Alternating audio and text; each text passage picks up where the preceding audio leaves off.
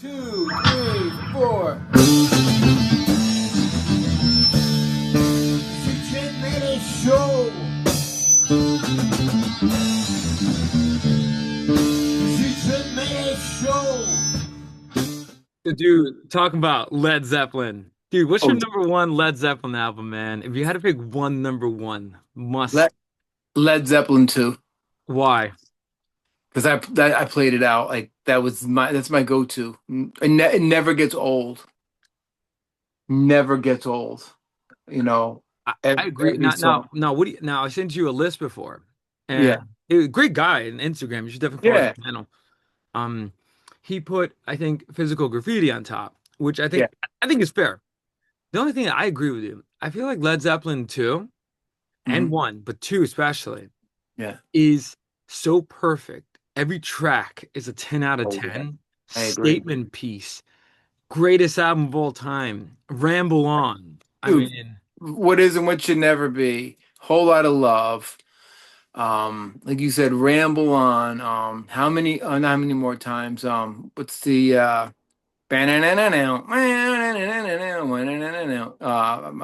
there's should be Thank You, the Lemon song. Bam, bam, bam, oh bam, bam, bam, just bam, bam. just for Wow. the Wow. bass line in the Lemon song. Oh, Just for the bass line, you know.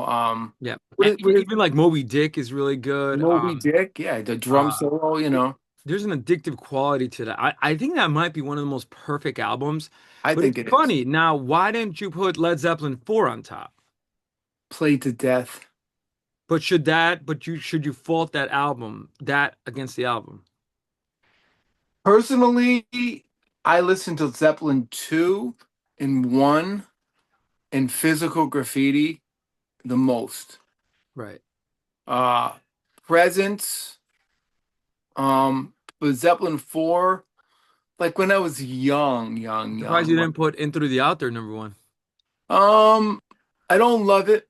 Like I love the first, or we got to put three in there too. I would say one, two, and three. Hmm. One, two, and three for me. And then Physical Graffiti. Right. Like Zeppelin 4, I played to death as a kid, like a little kid. When I Right. was like 9. You listen to Stairway to Heaven. Oh my God, this is the greatest song ever. Right. Uh, rock and roll. I hear rock and roll now. I hate to say I change it. I don't want to hear it. You know what I mean? It's like oh, when the levee breaks never gets old though. All right. Well, I was gonna say, and actually the other tracks, you're right, it sadly has been overplayed. It's sort of Yeah. similar to Smoke on the Water, where I Yeah. can't listen to that. Like it's a great song. Well, it's funny. Me and Bobby had this conversation last night in the car. Just a quick shout out, Pottersfield Yo, BX. Bobby, I know you guys We had had a an electrifying we show had out a in Massapequa. Massapequa, Prohibition. Right, Anybody who right. likes Oh, hard rock, go there and see right. so many great bands. We had an amazing 9 song or 10 song set. We rocked out. Bobby posted a bunch of stuff you could see. I think he posted I I love your opening show. He's yeah,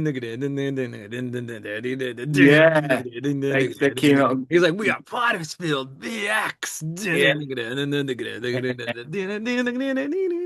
Actually, it's gonna please everybody go watch our 100th episode. Oh yeah. Cheech and Manny Nation. You guys are Yeah. we are the People's Podcast. We are your podcasters, right? Yes. You got the People's Bases here, part of the People's Band, Pottersfield VX, representing Definitely. Bronx rock. So Yes, keeping man. that blues, New York, Bronx, slimy, sludgy rock and roll. Definitely. And this place was like CBGB's a little bit. It gave me that vibe, like Right. what, that kind of old school hard rock, metal, great prog rock was on before us, a great prog rock band. I sent you some footage. Right. It's good times, except for the rain and the travel. But it was a great, it's always worth it us hanging out. But the point is, Bobby and I were talking about out of the big three, Mm. Zeppelin, Black Sabbath, and Deep Purple. Mm. You only hear Led Zeppelin on the radio. Deep Purple gets maybe Smoke on the Water, obviously. Maybe Woman from Tokyo gets played, and all Right. you hear is Paranoid. Dude, I'll be honest with you. Well, if anyone still listens to the radio, Yeah. Well, I guess it's called classic rock radio, right? Right. Nowadays. Yeah. You're right. The only songs I remember this is Iron Man, Yeah. Iron Man. I get. Yeah. Paranoid. Yeah. Um, I mean, Deep Purple. I didn't know any other songs. This is back when I was a newbie. Yeah. I didn't know any other songs other than Smoke on the Water. That's all you're gonna hear. Uh, Maybe "Woman from Tokyo." You'll hear on the that's radio. a big maybe. Led Zeppelin, Stairway to Heaven. Oh, Zeppelin's been overplayed on the radio I so do wonder. much. That's an interesting topic where if a song is overplayed, should we fault the song against it or like let it stand on its own? I feel like it's a good topic. I know Joe, for Um, example, I mentioned Layla. He hates Layla. Oh, yeah. I don't know. Doesn't hate Layla, but he just can't listen to it anymore. Yeah. I can't listen to rock and roll because I played it so many times with so many bands. I hear it on the radio. The song remains the same. I like the live version better. If I'm listening, the song remains the Right. same. I'll watch that or leave that on. Right. But yeah, that is Rush is a different story. I can hear every song, but Rush doesn't have a lot of radio songs either. Think about it. Rush does. But you think Zeppelin? I don't think Stairway to Heaven is a radio song, dude. And I would Um, argue that Led Zeppelin 4, there are no radio songs. It's a weird sound because I know I might get pushback on this, but at the time when Zeppelin came out, if you really think about it, they were the only ones that were representing the blues hard rock model. America left it. It was going yeah, for a more softer sound. yeah, England, as you know, was in the height of progressive rock. yeah, So, and progressive rock is always cerebral. It can be heavy. yeah. I don't think it's heavy. I think it got heavier when King Crimson released Red and Rush came on the scene. Um, but Led Zeppelin is interesting. For example, Stairway to Heaven is not a radio song. I don't. I But is that it's a but it was played. It was played constantly, and I right, think it was because the DJs needed a break. Like that's why right. they played it. But see, They I don't didn't. fault the song or like rock and roll is actually a great callback to Chuck Berry 1950s, like Jerry Oh, Lee yeah, Lewis, yeah, Elvis. yeah. That album, in my opinion, Four is number one, like critically, Oh, yeah, because yeah, yeah. every track. I mean, the I album mean, cover I is mean, when you hear Black Dog on the radio, you got to crank it up. right. You got to crank it up. I'm trying to think. When the levee breaks, going to California. It's always on the radio. But Purple, Sabbath. You're You right. know, It's like people don't really like remember any other tracks. Like I'm talking. it's worse Yeah, now. Like I'm talking old school. I grew up on the radio. Like The Journey had a great song called "Raised on the Radio," mhm. and like I was raised on the radio. WNEW. Last night we were talking about WBAB in Long Island. That was the primary rock metal station, WPLJ. We had strong rock radio. A 92.3, I think, was a rock radio station for a while. Hmm. Um, but Rush, I think I could probably name maybe 10 songs they play on the radio. I mean, you're gonna hear, all right, going back to the first album, you might hear Working Man on the radio. I know I heard this is going to be a separate episode, by the way. I know I heard. It should be another episode, in my Yeah. opinion. But like, Uh, but I guess the point of all this yeah. is going back. Led Zeppelin for you. Led Zeppelin 2 is top Number one. number one. Yeah. Number For, one album for for me. me, it's gonna be four. I think four is rock perfected. I think it's like if nobody's ever heard rock, I would give them four first. Well, you got to understand my thing is personal too. So Right. I have a I see personal mine connection. not personal. It's critical. Like, see, I try not to blend personal my critical opinions. Like, Yeah. but personally, it's a toss up between physical graffiti because I love double albums. I'm a sucker for double albums, Oh, yeah. and I'm not or blind. Led Mhm. Zeppelin 2 only because the immaculate track list. Yeah. How and just for the song "What Is and What Should Not Be," like It would just never be. Yeah. Yeah. jazzy. That's one of the weirdest Zeppelin songs because he never again like Oh, it's Living, Loving, Made, Heartbreaker. great. I Oh, mean, think about it. It's and then they God what's the ballad? the beautiful wedding Thank you. song, "Thank You," that every idiot from my generation used at their wedding that they never want to hear again because they're divorced now. It's a Force Rock. Yeah, Ralph. thank you. I, Don't I, use it as a wedding I song. feel like You'll Led hate it. Zeppelin 2 is divorce rock because most people like they, you know, uh, like you said, thank you was like a wedding song, but now they're all divorced. Yeah, it's like But yeah, but long live Led Zeppelin. Go watch our Led oh, Zeppelin episodes. bottom line, Led Zeppelin's the greatest rock band. I'm They sorry. are between like Beatles. When we talk about the Yeah, greatest, who is the greatest rock band? Led Zeppelin, Led Zeppelin. Well for me. There's I right now we can't pick, but like because it requires thinking. We got Yeah, Rush, yeah, we oh got yeah, Zeppelin, we got Beatles. Like yeah. the songbook, the Zeppelin songbook is Oh unique. God, yeah. And But then here, when you think about runs, think about the run from the first album to Coda. I mean, they are nonstop, well, nonstop. I argue like into the outer, they started it kind of, and then Coda's just like, all right, you can Yeah, tell yeah. like, all right, they're Well, just Coda was thrown together, yeah. But you know, I think from one all the way to, and it was such a short period of time because a decade, it, 8 years. it was like a huge high where they had so much, they had an outburst.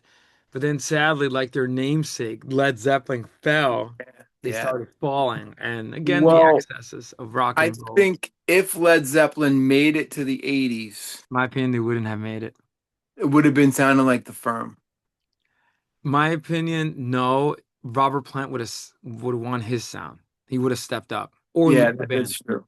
But kind of like with Genesis, Peter Gabriel. Yeah, you would have told Jimmy, I want this sound. Jimmy would have been, Jimmy's very controlling, so he would have been Yeah, like, yeah, yeah, no. And you're right. Page always wants that like more bluesy, folky sound. yeah, Because yeah, playing yeah. solo albums tell you where the direction he was heading. Like very Oh, different. definitely. They're great albums, but they're not as rocking as he was 10 years prior. No, no.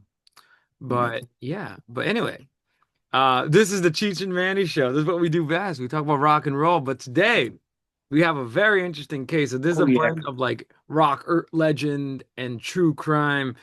Um, we're going to talk about a very special case that came up in our episode of Stormcock. Yeah. So Roy Harper's Stormcock, Yeah. um, which is a And certain piece. it's funny. It only is in one verse of the song hors d'oeuvres. It's in one Well, verse. I'll be honest with you, it's not even explicit. Like I No. feel like let's say we didn't do the research, Yeah. listen to hors d'oeuvres, we would be like, who? What is this song about He, exactly? he doesn't even well, the show's gonna be about Carol. Thank you, Joe Silkman, for the correction today. In the Merle Haggard story, Mhm. I'm gonna put that in there too. Thank you, Joe. We had a nice conversation about the firm. Um and other stuff. But I think Joe brought that up, that it was Caryl Chessman, right? Did Joe bring that up? Did you, Joe? I don't know. You know what I mean? I think he did because I don't know who Caryl Chessman was. Um, oh no, Well, I did. no, I'm no, sorry. you did, I brought it and then we up. went on a rabbit hole, and then That's Joe right. found out something, Yeah. and then Okay. I was starting to look at the details, And just you a put little up bit on the exactly who this dude was, and yeah. obviously it was a little, And stomach churning, and kids close and their ears, but then I brought it up because that's who he was protesting against. And then somebody's little black ears were listening by the door and they wrote the episode. and they wrote the episode. Yeah. They said I got, and the next day I So, woke up and well, next to my coffee was right, right, the episode. You right. know, So this is an episode on Caryl Chessman. Carol And Chessman. he is a very interesting character. Today, we're going to be talking about his involvement in a certain case and why. Because, again, one reason is the Roy Harper song that Yeah, inspired us to look more deeply into this man because yeah, he influenced musicians, yeah, especially at the time, and then became sort of like, I guess, a countercultural icon. That's what it yeah. seems like. He was To the because point he where was Harper from huge. England heard about his case and Yeah, decided to write a song. But in the song hors d'oeuvres, it's more than just about him, but he begins it this way. And yeah, this episode will be looking at, who was this dude? Hmm. Why all the hubbubaloo about this guy? Yes. And before we begin, any shout outs, Cheech, or anything you want to mention? Always a shout out to Silky Joe, for inspiring this episode, from for inspiring Stormcock, which was a great episode. Always a shout out to the great Potter's Field, my boy Vincenzo, who was on fire last night. When he was playing a Stratocaster. I don't know if you noticed, instead of his Les Paul. He got such a great tone on I Asked My Baby. Oh my Big God. guitarist. Yeah. And Robbie was killing it. And of course, Bobby, the greatest showman. Shout out to those guys. And always a shout out to the man, David Lynch. Got to give you a shout out. We love you, brother. You David are, Lynch, you are the much love for you, fucking brother. man. You are the man. Um, these are the things that we're gonna question. I'll bring them up in the beginning, and then we'll go back to the end, and we'll question them. Mm-hmm. Okay, about Caryl Chessman. The most important thing is the Little Lindbergh Law, and I'm going to explain what that was. Got to remember that. That's the reason for all this. Was number one, was justice served? We're going to try to answer that question. Did he deserve the death penalty? And I put Ramirez in quotes compared to crimes, and the Little Lindbergh Law. And four, why musicians like Roy Harper, Peter Gabriel, Merle Haggard, James Taylor, Carly Simon, the list goes on, like this guy. Like, why was he a hero? So you want to jump in? Yeah, let's jump in. Okay. So first, I'm going to describe what the Little Lindbergh Law is. Now, you've heard of Charles Lindbergh, right? You ever heard of Charles Lindbergh? Sounds familiar. Charles Lindbergh was an aviator in 1930s and 20s. He flew nonstop over the Atlantic Ocean, like our girl Amelia Earhart. Right. I don't know. I don't think you ever put that episode out. I don't know if that one ever made It's it such yet. in the back catalog. Yeah, no. Yeah. But I've been so behind. we did an Amelia Earhart Yeah, episode. So that'll be out. he was before her, I believe. And way before her, actually. So what happened to him? It's basically they made kidnapping a death penalty offense. So if the victim suffered any bodily harm, even moving a person a few feet, this came into effect. Sexual assault, where Chessman is going to be, that's his thing, was largely interpreted as bodily harm, which it should be because it's the worst kind of bodily harm. Even if the robber is sentenced to, with a death sentence, even with robbery, it's still death sentence. So it's named after Charles Lindbergh, whose 20-month-old child was kidnapped in 1932. Just a little brief history about the law in Lindbergh's baby. Bruno Capitan kidnapped the baby for money, and he accidentally, supposedly said he dropped the baby or suffocated her, or she, I'm not sure what it was. And he got first-degree murder, and he got the death penalty in New Jersey, where it happened. It didn't happen in California. But in California, they enforced, the death penalty. So I'm going to get into facts now. Okay. Caryl Chessman. This is a guide, okay, that we're going to go over in the beginning and in the end, and then when I get to the whole story. Well, public opinion on Caryl Chessman his actual innocence was deeply divided. He became a massive celebrity, primarily due to his controversial nature of his death sentence and perceived unfairness of his trial. Okay, Number one on my list, mistaken identity. Chessman constantly maintained he was the victim of mistaken identity, noting that his physical description, over 6 feet tall, 190 pounds, did not match the initial police description of the red light bandit who was 5'9", 170. So he's also called the red light bandit. Hmm. Okay. Any questions on that? No, keep going. Okay. Vehicle mismatch.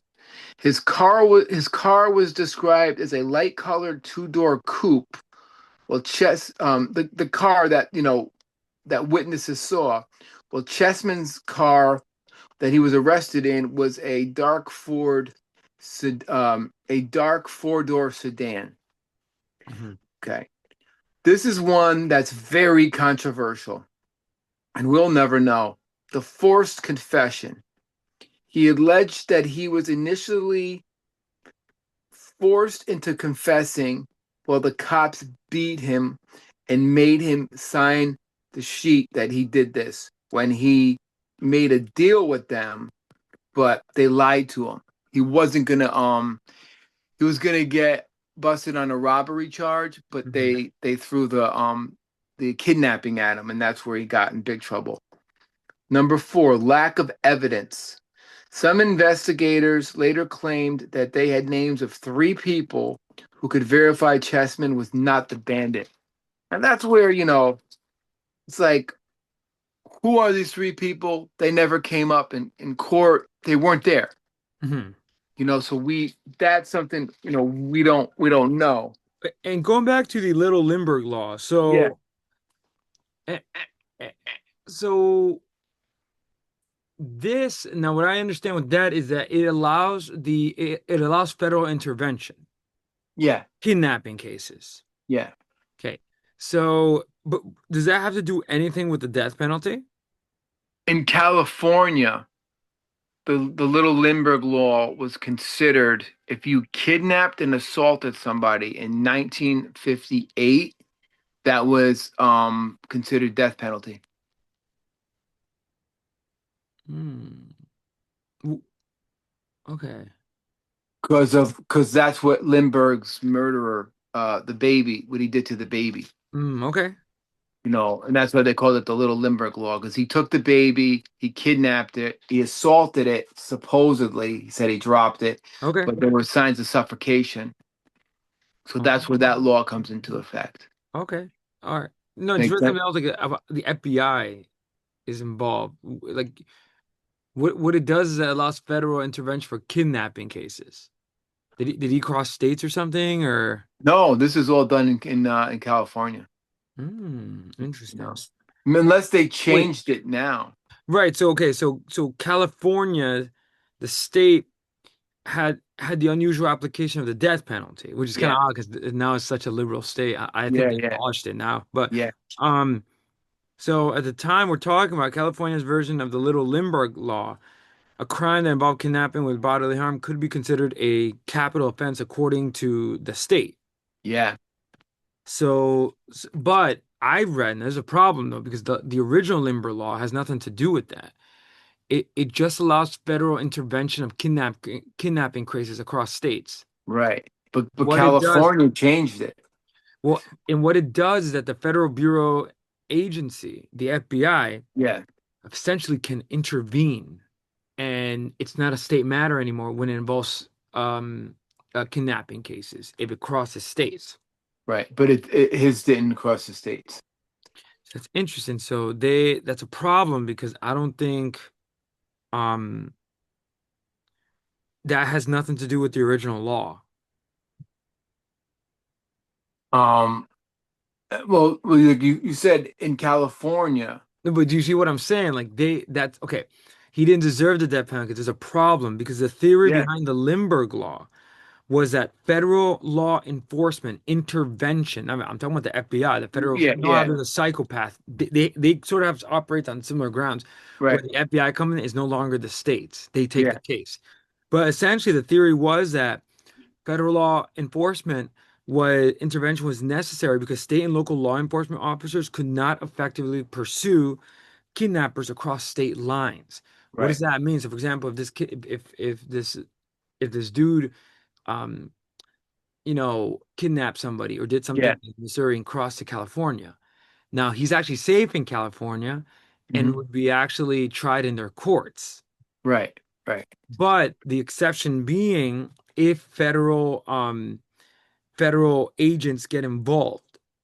Because again, state and local law enforcement, they can't, like in Missouri, cannot prosecute someone that escapes to California. Right. Right. Right. Right. Right. So now my problem here is that how California moved this to the death penalty because it doesn't make any, that's its own little okay, this is not an episode on jurisprudence. This is called jurisprudence.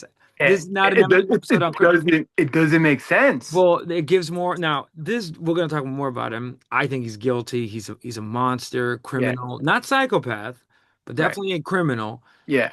But I could see why the problem is here, like because Yeah. um, it just doesn't make sense how Yeah. Why how California allowed the Little Lindbergh Law to kidnap and bodily harm somebody, make you die. no, and this federal law, the Lindbergh Law, will end up happening as several states implemented their own versions of this and Right. Right. covering acts of kidnapping that did not cross state lines. So essentially, what ends up happening is they could try kidnappers. Like, let's say the kidnapper came from Texas or in, Yeah. in any way, because this law allows them to do that.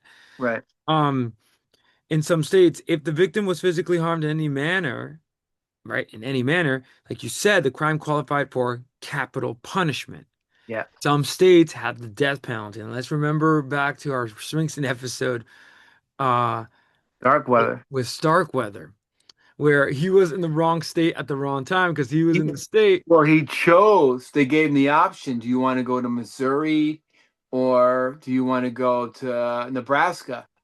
And I think he chose Missouri, thinking they No, didn't have the death penalty. right, and because of and by the way, I think he got charged with kidnapping the girl. By the way, I think that's how the girl kind of said, "I got kidnapped." Maybe the Lindbergh Law was Oh, thrown in there. We didn't get oh, into laws. dude. Well, this is not an episode on law or Yeah, jurisprudence. yeah, We're not lawyers, but it's interesting how, um, again, and it's funny. In 1968, the United States Supreme Court, in a landmark case, said that kidnapping alone no longer constitutes a capital offense. Like you yeah. cannot give someone the death penalty. Right, right, So this would exonerate Chessman if he was guilty. So right. already we're getting kind of nebulous. And going back to Roy Harper's song, he's saying these people that eat hors d'oeuvres and these fancy Yeah, politicians and fat people, like he called them fat essentially. yeah. They make these laws that make no sense. And the question at the end is and for our viewers out there, was justice served? That's the Right. question at the end because That's the big question. already it's nebulous. Like it's Yeah, yeah. It's and then just want to wow. pause that there. I had to use my lawyer brain a little bit. No, I love it because you're explaining it, better than I could. And why did California choose this Lindbergh Law? Like, They made their own why? version, but they had the capital offense, which again is so funny. Now, actually, so was Kamala Harris governor of California? It was, I believe. And that's kind of funny how California now, I think today, the death penalty is so controversial because Is it still in California? that's a good question. I know the South it's been back up. Yeah. It's always been a controversial issue. And I guess we'll touch at the end how Yeah, where we land. there's a Catholic view. The Well, yeah, Vatican's against it. There are people that are innocent that are on death row. well, and again, do you think kidnapping constitutes a a death penalty, capital offense? I mean, I mean, kidnapping and murder, yes, definitely. Kidnapping, bodily assault, right. brutal. I think life imprisonment for And going that. back to what you just said, though, the police got him out. They forced, so he maybe didn't kidnap the girl. Maybe he stumbled upon her. But I think he's playing around too. I think Roy Harper should have been like, not hors d'oeuvres, but more, wait, hors d'oeuvres? How do you say that word? Or derbs. I don't know why I can't say that. Hors d'oeuvres. Like I can say ontological and like all that word. Yeah. It's just so you know that I didn't grow up with a silver plate. But it's just funny that okay, it's so troubling on both sides. It I think it's a failure of the justice system that to this day, I think the justice system in the United States is still because again, the question is kidnapping. Do you think it deserves the death penalty? What deserves the death penalty? That's And do the you think question. what deserves it? I mean, Murder, murder one. Like somebody, Ramirez, sick psychopaths. Like Ramirez well, definitely let deserves me it. give you the list. What do you think? This is the list. Wait, it is Ramirez got the death penalty, right? And that was in California. No, he died. No, he was on death row, but he died of Right. cancer. Yeah. So it is still around in At California. the time, but I think they Yeah, overturned it. I think yeah, now today, I'm pretty sure it's overturned. yeah. But anyway, yeah, go ahead, keep continuing. This is Okay. fascinating. Getting my Uh, brain fired up. yeah. So okay, now it's gonna get more fucking confusing. So we left off where he what did we leave off? Lack of evidence, right? He claims that, yeah. Yeah. Okay. Okay. The trial controversy and travesty. The court stenographer dies. Okay. The original reporter died before finishing the transcript. The remainder was transcribed by a relative of the prosecutor who was reportedly a chronic alcoholic, drunk all the time and out of his mind. And he made a lot of indiscriminate changes to the transcript. Now, this is supposedly factual that they had a guy, he was drunk, he wasn't good at what he did, so he changed or didn't do a good job with the transcript. Now, the transcripts are very important because that's where you're going back to.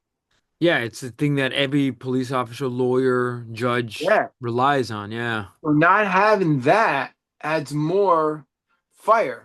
Well, it's a problem because then again, Yeah. if we're trying to serve justice Yeah. and already they're like messing up at that level, wait, so we can't base on that. Yeah. Right. Okay. Okay. It gets worse. It gets worse. So, Caryl Chessman, self representation. He represented himself as his own lawyer in an arrogant, blunt manner that reportedly alienated the judge and the jury. You know what I mean? Really, like pissed them off. He came across as a cocky, all ego kind of guy. You Hmm. know. Okay. Now the kidnapping charge. He was sentenced to death under the this is number 7, under the Little Lindbergh Law because he moved the victims a short distance that he sexually assaulted or raped. The victims say they were raped, sexually assaulted, sex acts, but Chessman said no. Many people were outraged that he was facing execution for this crime before the giant media circus started. Just a little pause here on the transcripts, just kind of find out how you feel about this. So, like in my notes here, in 1957, the U.S. Supreme Court ordered the state of California to conduct a full review of the transcripts. Right. The review concluded that the transcripts were substantially accurate. So I think that, In 57. yes, Okay.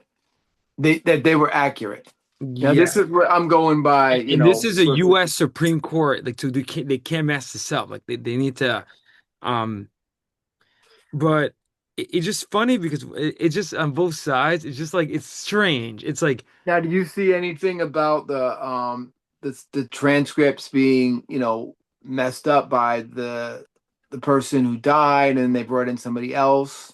Because that's where I well, got my information. yeah, no, well, it's just that it's the transcripts of record were incomplete and there important parts of the proceedings were missing or like you said incorrectly recorded, but this is a claim and an appeal by Chessman. I think just based on what I'm like you and what I'm reading also is that he was full of it. He was trying to get out of this, Right, right. and because the U.S. Supreme Court said and they made California do a full review, and this review said that it was substantially accurate for the most part. Okay. So, I think, uh, um, and also again, these are his appeals. Right. And It's we're gonna not talk. I'm gonna talk about these right. appeals that are So right. So I don't know, just doesn't throw out there just to think. okay. Now, the international support. By the time of his execution in 1960, he had support of the Vatican. Am I saying his name wrong? Aldous Huxley, Aldous Huxley, the famous author, Marlon Brando, Shirley MacLaine. This is the guy I was telling you about, Ray Bradbury, famous author. um, and massive crowds across America, Europe, South America, and he wrote many books about his side of the story, which we're talking about. And just to add, those people who supported him, flooded with appeals for clemency from noted authors and intellectuals, such as also Robert Frost Oh wow, and Billy Graham, the televangelist. wow! Yeah. It keeps adding. Okay, opposing views. Domestic outlets like the L.A. Times often denounced him to save Chessman madness, viewing him as a manipulating career criminal, kind of the way you feel, I think, you know. So the LA Times wasn't pushing, oh, he shouldn't get the death penalty, you know what I mean? He should, you know, they were against him from the beginning. Okay, any questions so far? No. Okay. Key facts. Chessman was executed in the gas chamber on May 2nd, 1960. We're only 2 days away from that uh anniversary. Tomorrow is Bobby's birthday, May 1st. Happy Really? birthday, yeah. Bobby, happy birthday. The people singer. Uh, a final stay of execution was granted, but the judge's secretary dialed the wrong number when trying to reach the prison, and the message arrived seconds late, and he was executed. And they found, I don't know, some kind of evidence or something to like halt the execution. I don't know if you have anything. Here's a joke. Can't wait to hear how the Chessman episode went. Thank you, Silky Joe. Thanks for all your input. It's going good Silky so far. Joe.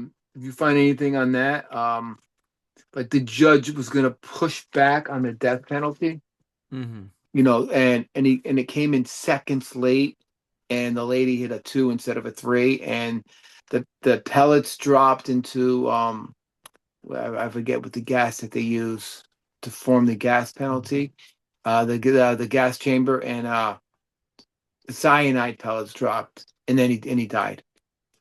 Well, there was a crowd of people outside the prison to like support him to fight it. So on my points, I have 10 of them that we're gonna go. I want to go back to once I tell you, tell the story. Any questions on those? Now that that's kind of like the guideline, kind of, everything understandable to our viewers and everything. The basic story. So Caryl Chessman, born May 27th, 1921, and he died May 1960. A convicted robber, kidnapper, serial rapist, and writer who was sentenced to death for serious crimes that he committed in January 1948 in LA area. He was charged with 17 counts of convicted under loosely interpreted Little Lindbergh Law that defined kidnapping was a capital offense under certain circumstances. His case would attract worldwide attention and help propel the movement to end the use of capital punishment in California. His convictions: kidnapping for purpose of robbery with intention of bodily harm, 3 counts. Second, kidnapping for purpose of robbery, attempted rape, assault with a deadly weapon. Number 3, first degree robbery, attempted rape, 8 accounts. attempted robbery and grand theft. Yeah, just to throw the laws. I sound like I'm gonna like I'm a lawyer about to give somebody a sentence. Okay. All right.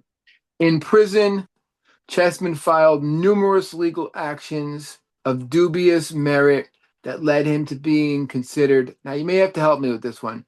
Vexatious, vaccinatious. It's a legal action. It basically means he abused the judicial process by stalling his death sentence by appealing over and over and over that lasted 12 years. That's as simple as I can make that, I think. Makes sense? Mhm. Because I delete the lawyer jargon I'm not good at. Basically stalling time. So the case grows old and Chessman gets more time. In those 4 years, he wrote 4 books. I'm sorry, in those 12 years, he wrote 4 books in prison. The famous one is called Cell 2455, Hmm. um, on death row. And it actually became a movie, which I want to see. And I don't know the name of the movie. Don't want to lose my notes. Okay. Okay. All right. So any questions this far? Yeah. Good. Okay, we're all our viewers out there hopefully are following this. It's a very complicated case.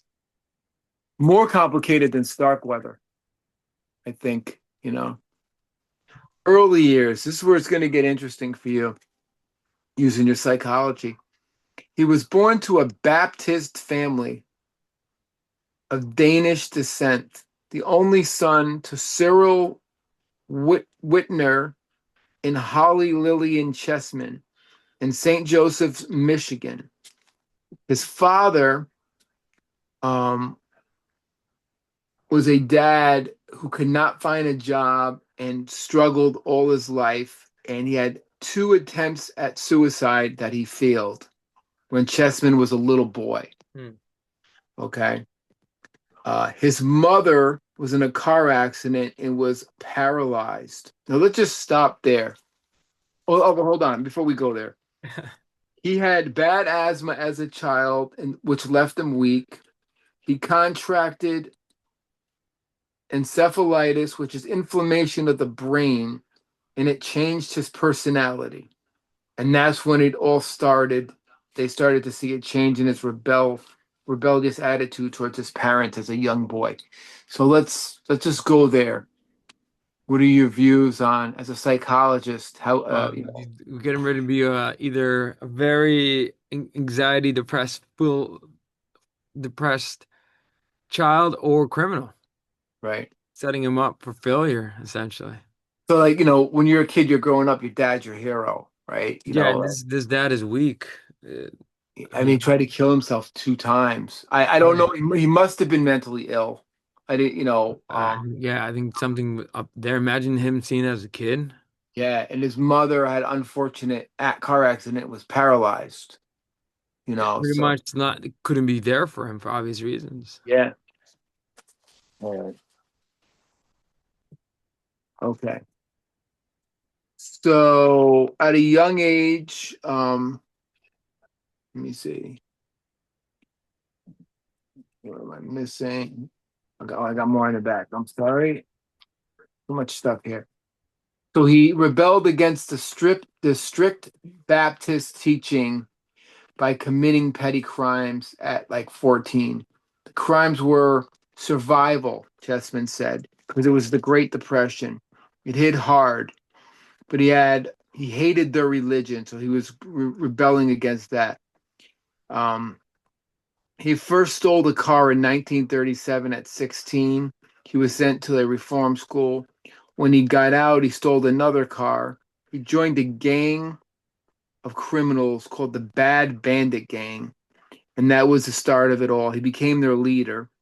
He was in and out of jail for shootouts and robberies. He was sent to San Quentin State Prison in 1943.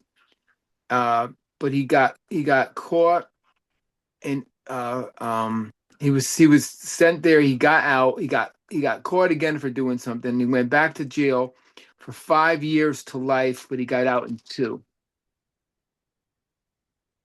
Then he wound up at Folsom State Prison.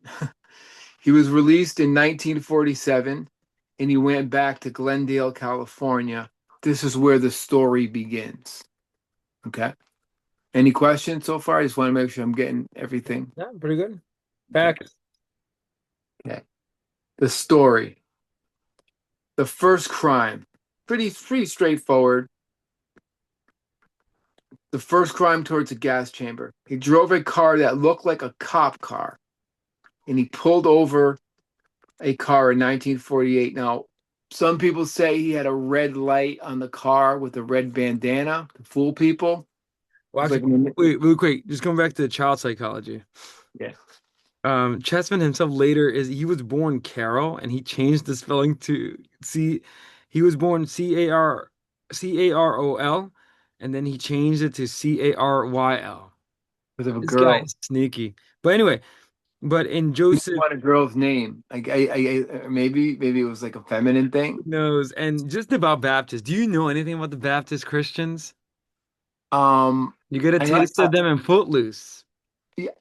Oh yes, You get a dancing was taste for them. prohibited. So they do a lot of, and actually Talking Heads David Byrne makes fun of them. You may think, because they said, Yeah, yeah, this yeah, is the yeah, Lord's hand, you are the devil's. Famously, the yeah, African Americans are a lot of, they're in the Baptist church as yeah. well. They outlawed blues I music. don't know if our good friend James is Baptist. Yes. Okay, but he So, loves and he loves he that's why loves he says, gospel. He loves blues and stuff, though. I don't, dude, I'll be honest, if you press him, I don't think he likes the blues. He talks to me about Robert Johnson a lot, like But what's but his opinion of it?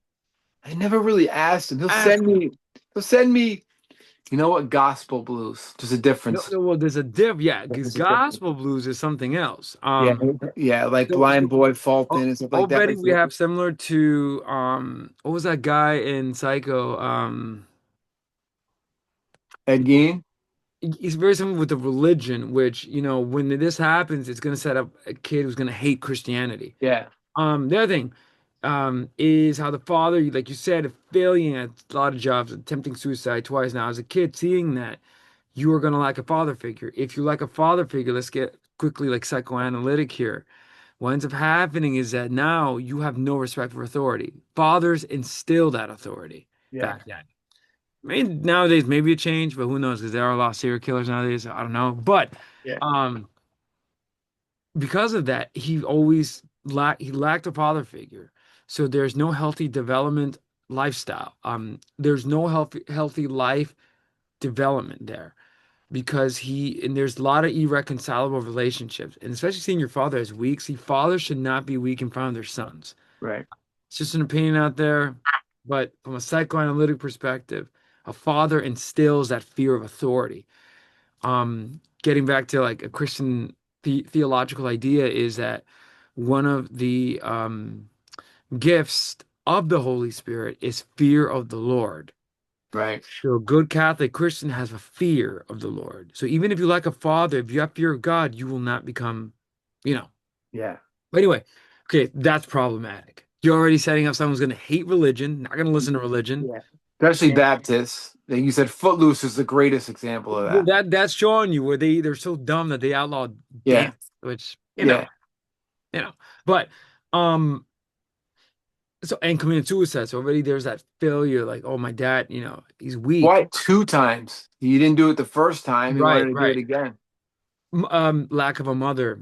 This is a problem because mother is pretty much, God bless her soul, is useless in his life, Yeah. and not sure the extent of how much he took care of her, but obviously a lot of neglect because the mom's not gonna, and it makes sense why he got with, because moms usually back then, dad's work, and mind you, Yeah. dad's already a failure, can't find any jobs, and Yeah. then committing suicide because he feel like that's his escape, and then failing the mom because now no one's watching him. So already gonna set him up for the mask of a criminal. Take a Jungian term here. Right. Could be a good guy underneath, I'm not sure, but he definitely but I don't think so. I think he's all id. no super ego. Ego is totally distorted, and he's wearing the criminal mask because now Yeah. nothing's gonna stop him. He's a Freudian young combo. Right. And asthma, which left him weak. So already this guy, weak dude, probably got picked on. Probably Yeah. so there's a lot of resentment. Yeah, I didn't get into his didn't talk about too much his childhood getting picked on. I didn't get but Well, I most think it's likely. obvious though, because I mean, you think Yeah. about it, kids who had asthma, I mean, Yeah, yeah. you remember they get picked on. But anyway, um, he also contracted encephalitis, which he claimed later changed his personality when he tried getting out of this. Um, and yeah, again, it makes sense. He's gonna rebel against his parents. It's almost like the classic Dahmer story when Dahmer they tried to say when Dahmer got into an accident, the anesthesia damaged his brain at a Well, young they age. claim that to get an appeal. Yeah. Now, my opinion is that, okay, whether or not that's true or not, the problem is when you use that, Yeah. we don't know anymore. But depression, just read any John Steinbeck book, The Grapes of Wrath, Of Mice and Men. This was horrible on a lot of families. Now, there's Oh families, yeah. think about it. Mom doesn't work.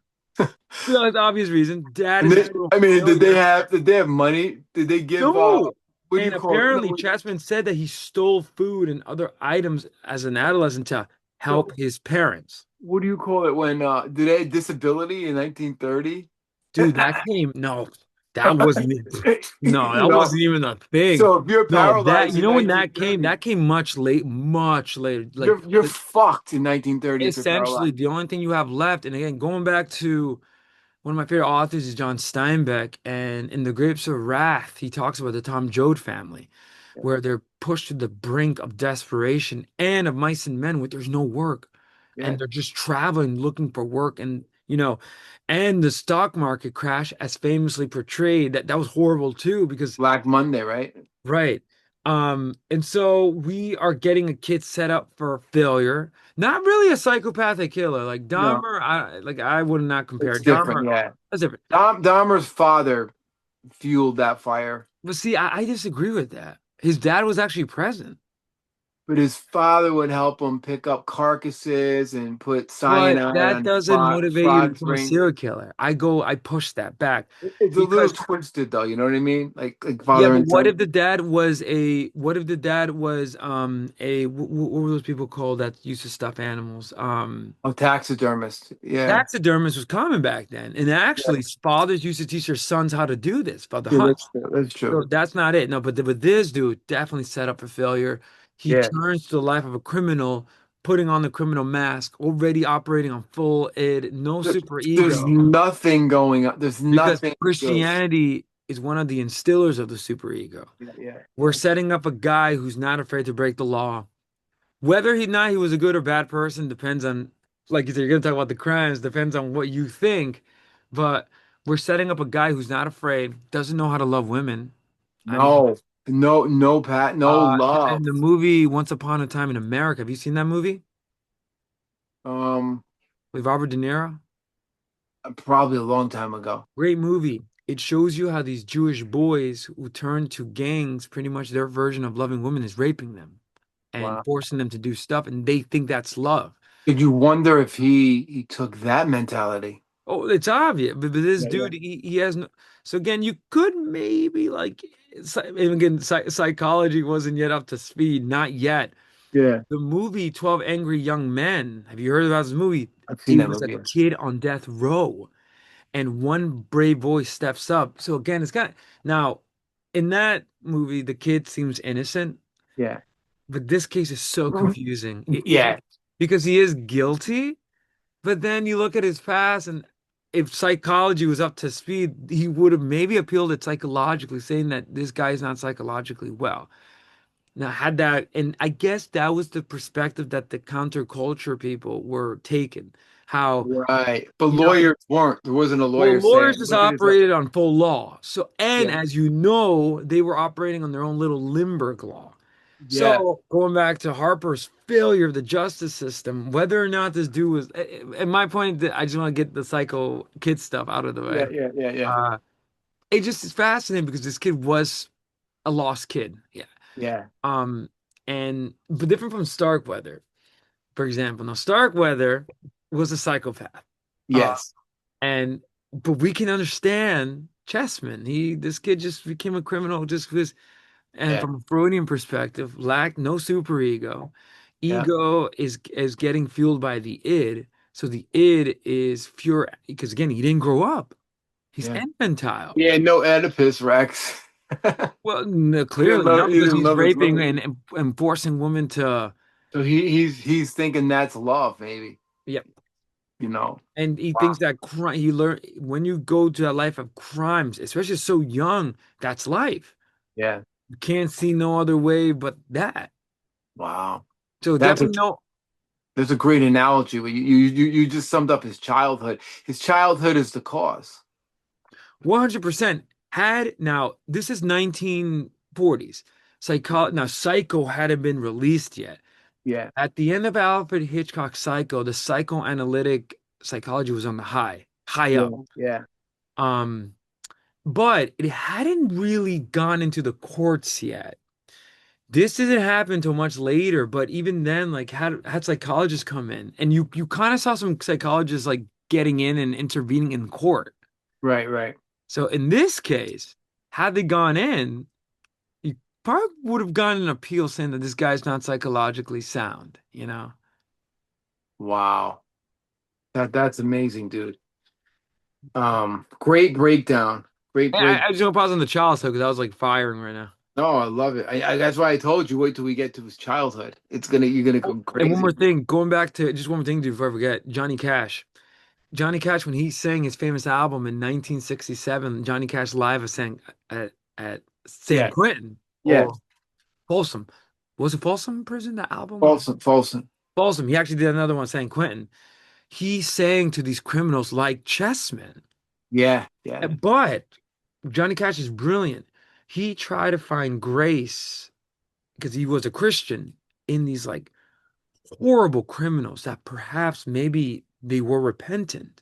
Yeah. So Cash, I wonder what his opinion would have been on Chessman. It would be good to interview him, like if you could bring him back alive. Well, Merle Haggard was friends with him, but did Joe bring up Johnny Cash in an episode on that? He did. And on San Quentin, he has a song called Boy Named Sue, which Yeah. about someone that murders his wife. But he said, but just talking about his background. And again, the point of all this is that Johnny Cash and people saw Chessman and saw maybe, is this the way to rehabilitate these people? Yeah. And let's say Chessman says, please, I found the Lord. Just don't do it. Who knows? Maybe he had that awakening. Yeah. Apparently had conversations. We're gonna talk about it, but just because I'm fired right now, Merrill Haggard, who himself, read in my notes that Merrill Haggard saw the case and he was frightened. He set him on the straight and narrow. He Yeah. didn't want to become a criminal anymore. And Um, Merle Haggard talked to Chessman because right. his cell block was near death row, and through the vents they would Right. have And conversation. and for the more sympathetic, again, lawyers are not sympathetic, as demonstrated with the jury in 12 Angry Young Men, the movie, Yeah. where all 11 were ready to condemn the kid to death, except one brave soul who was more of these like countercultural, like Aldous Huxley, is saying, you know what, there's something wrong here. We need to revisit this case, right? Anyway, but now I'm getting fired up on this case, but yeah, so Wow. it's fascinating. It really is. So there's so many things going A on lot of so far. angles going on It's here. Yeah. nuts, Yeah. nuts. Blows away the DeFeo case, blows away Oh no, Starkweather. those are psychopathic. Like they definitely Yeah. deserve death row. And by the way, and one more thing with Chessman, it's just funny how he rejected the Baptist religion, which I don't blame him. Yeah. As famously portrayed in Footloose, it's an annoying religion because they try to impose, and they're like Pharisees. They try to say, and they'll make you hate Christianity, you know? And then there's even one worse, the primitive Baptists, where Oh, they don't allow music instruments. well, that's Footloose. That's Yeah, even yeah, worse. I yeah, got a taste of that. And it makes sense how the Catholics supported Chessman because in Catholicism, there's a right. It's the controversy. opposite. It's holy It's kind of funny. shit. Yeah, no. And the reason why, okay, the death penalty in Catholicism used to be a thing with the Inquisition, Right. right? But in the Inquisition, now you need to understand that the Inquisition, there should have been an Inquisition in California. They would have heard Chessman's case and said before they sent him off to death row, like they would have done an investigation on him and say, but had they, anyway, my point is that it's just funny how the Catholics were like, because at the time the church was becoming more liberal Yeah. and they were big supporters of the death penalty because of the theology of St. Augustine of Hippo about 1,000, 2,000 years ago. Yeah. Augustine of Hippo argued for the death penalty because what he argued said that it's better to kill a soul early before they kept committing more sin, before they're condemned to hell, because it's actually worse to go to hell than staying alive on earth. Right. Right. Right. It's sort of looking at that perspective. Wow. Church at this time was overturning this, and they realized they were becoming more pro-life. So they're saying, the death penalty is a violation. And in a way it is because if you look at I think it's the sixth commandment or fifth, thou shalt not kill. Mm. So imagine someone goes to death row unjustly. Yeah. Yeah. Yeah. That's the controversy. Like that, you know. And it's happened to so many people from my Well, research. Chessman's case, I think he did do the crimes, but that it has happened this opens up the floodgates because it has happened to people who are innocent. Yeah. Yeah. Famously as shown in the movie The Blind Mile, The Green Mile, Yeah. Oh, yeah. Yeah. which is all I think Stephen King was definitely a pro Chessman. Yeah. Um, Yeah. Yeah.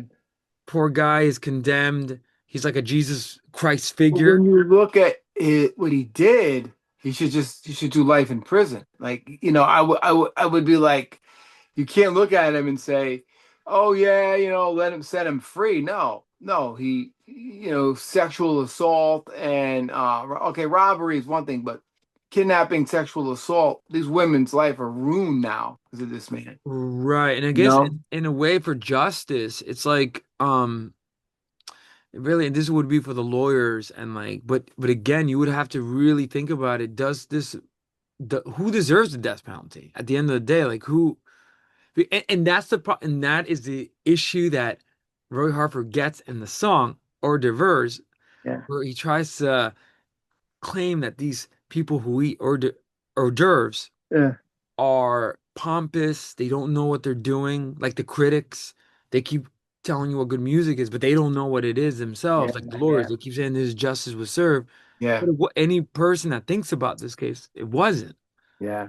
right? So, Roy is after the music critics, and the and the politicians. politicians, Roy the Harper. policymakers and lawyers. Yeah.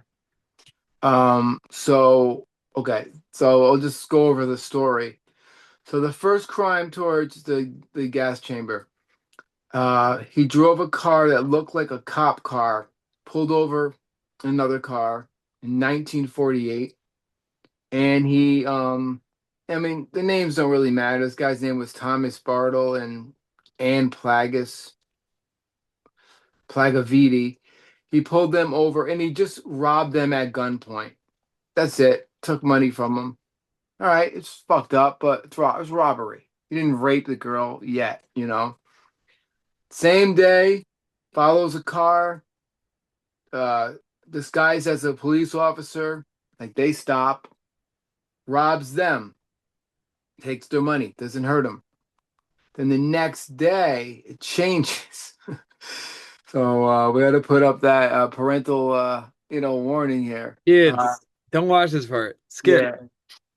Um, he pulls over a couple and he tells the guy, stay in the car, puts a gun at him, gets the girl, and I have their names, I'll tell their names later. Pulls the girl in the car, takes the bandana. Now he's called the Red Bandit, and he takes the bandana, covers his face, and he forces her to perform sexual acts. The bandana falls off. She sees his face. She gets a good look at him. Now, that's a key point. Now, we don't know if she was raped or he tried to rape her, but it was assault. It was sexual assault. Hmm. I'm pretty sure she said she was raped. Okay. So the mask fell off and she saw his face. So he let her go. So he didn't kill her. If he was like Ramirez, son of Sam, these women would be dead, and the guy or Starkweather for Christ's sake, or Gaines, they Mhm. would be these fuckers they'd be dead.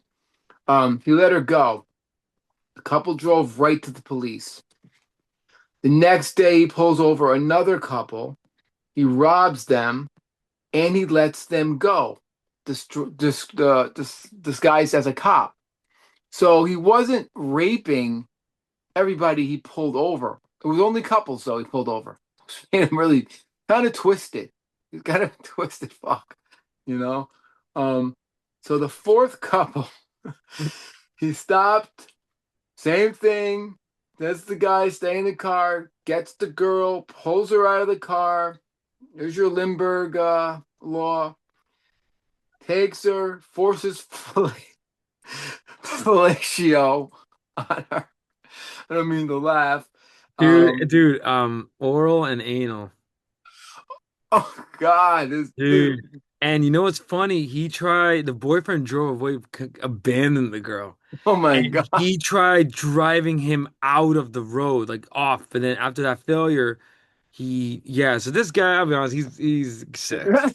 He's not a psychopath, but he's definitely like Well, I'm not trying to get pornographic. Did he tried to perform? oh There's a no, no, difference. he did it. Okay, so He took sodomy and it He was happening. sodomized her, yeah, Okay, and got her. apparently he used that. I'm gonna kill your BF if you don't do it. Okay. Oh yeah, that's just like a Starkweather. And she was Yeah. 17. Yeah. And I have her name and stuff too. And again, So just going back, I mean, like um, he apparently was using a .45 caliber pistol. So that's the first thing. So and there were two men apparently also that I don't know if you got this. Have robbed a store in Pasadena. oh, Uh, he was with another guy.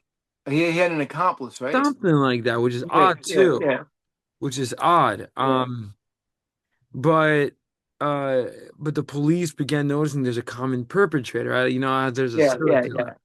yeah. Um, and the Los Angeles newspaper dubbed the suspect the Red Light Bandit. Right, right. And the third couple, get this in yeah, that one he forced his girl to perform oral on her assailant. Um, and the fourth one, they came home from a church dance, and this happened. Oh God. It just if and again, the police just connected the dots here.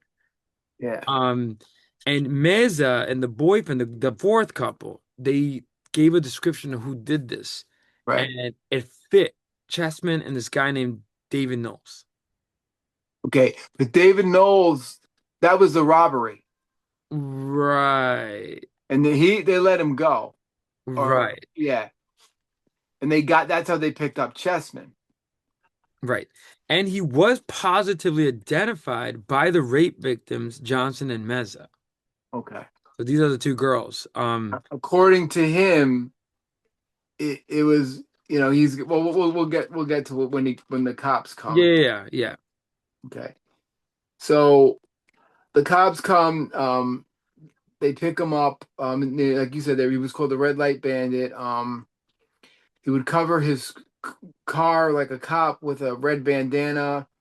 When they picked him up, they found the bandana in the car. I don't know if you have that in your notes. Um, so they took him to the station, and the cops beat him supposedly and forced him to confess.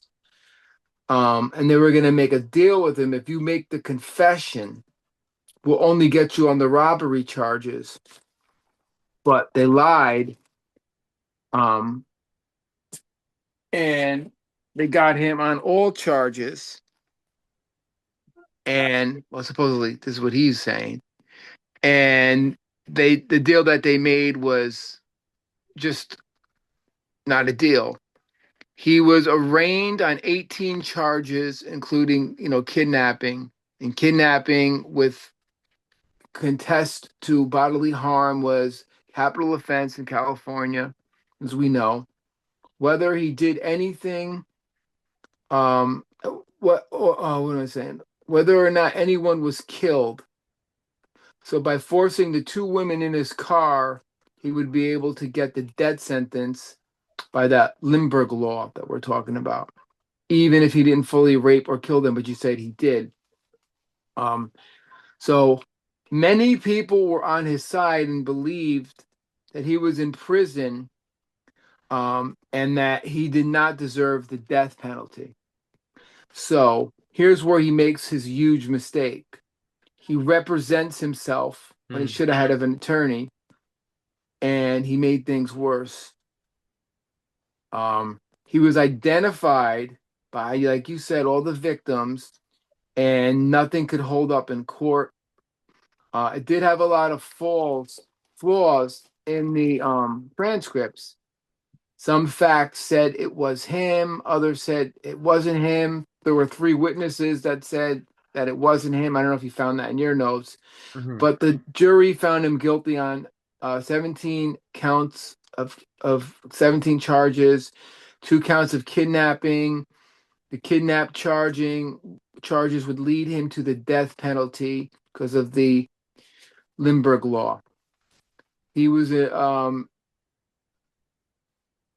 and he would be on death row for 12 years.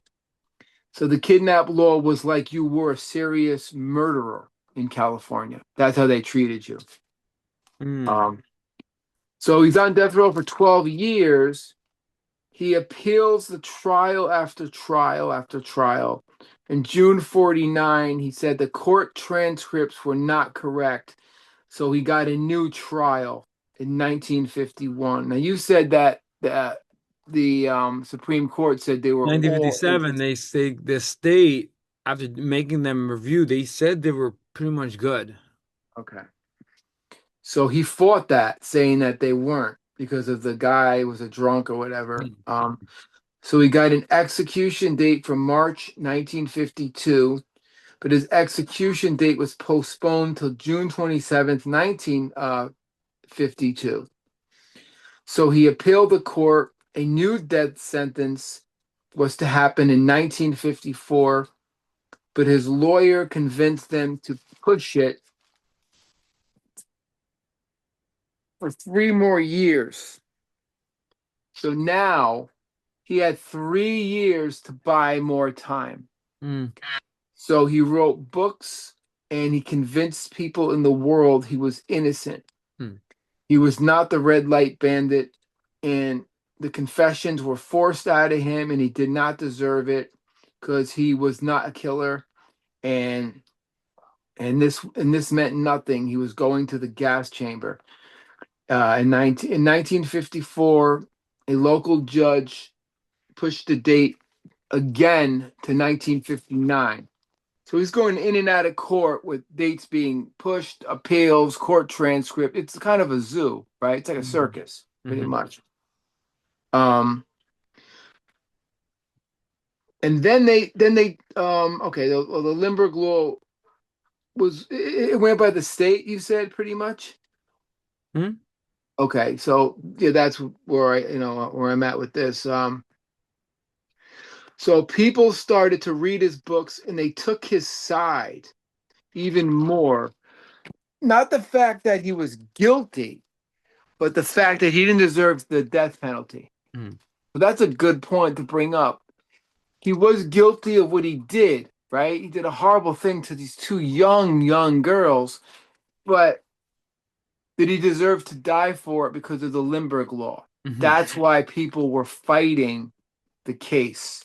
That's what we want to get to our viewers. Right. They're not saying, no, he's guilty, he didn't do that. They believed most people believed he did that. Mhm. Most people. But some people didn't, but they just didn't want to see him get killed for doing awful sexual acts and kidnapping Mhm. when he should have got life in prison, instead of maybe, I'm not saying this, I'm just playing devil's advocate. Mhm. Um, kept appealing, but he was denied. Chessman was on TV doing a press conference, and he said he saw 75 men in the 12 years die under the death penalty and death row. This brought more attention to people that Hmm. they should stop the death penalty because those guys were innocent, you know. So the night before he was brought to the gas chamber, it went global. You know, it was global already, but it went crazy. Protests were all over the day of the death penalty. So people were protesting this all over the world, America, South America. You know, it got this guy was known. It was like the OJ. He was like the OJ case in a way, you know. Um, so on the day of the death penalty, I don't know exactly why they didn't want to kill him. I don't know if they found evidence to push the death penalty back, but the judge found something. He called the secretary and he told her to call the executors or whatever to postpone it, but she dialed the wrong number and he died. And if I left anything out, no, that's basically it. That's the whole story in a quick summed up version. Make sense? Any questions? No.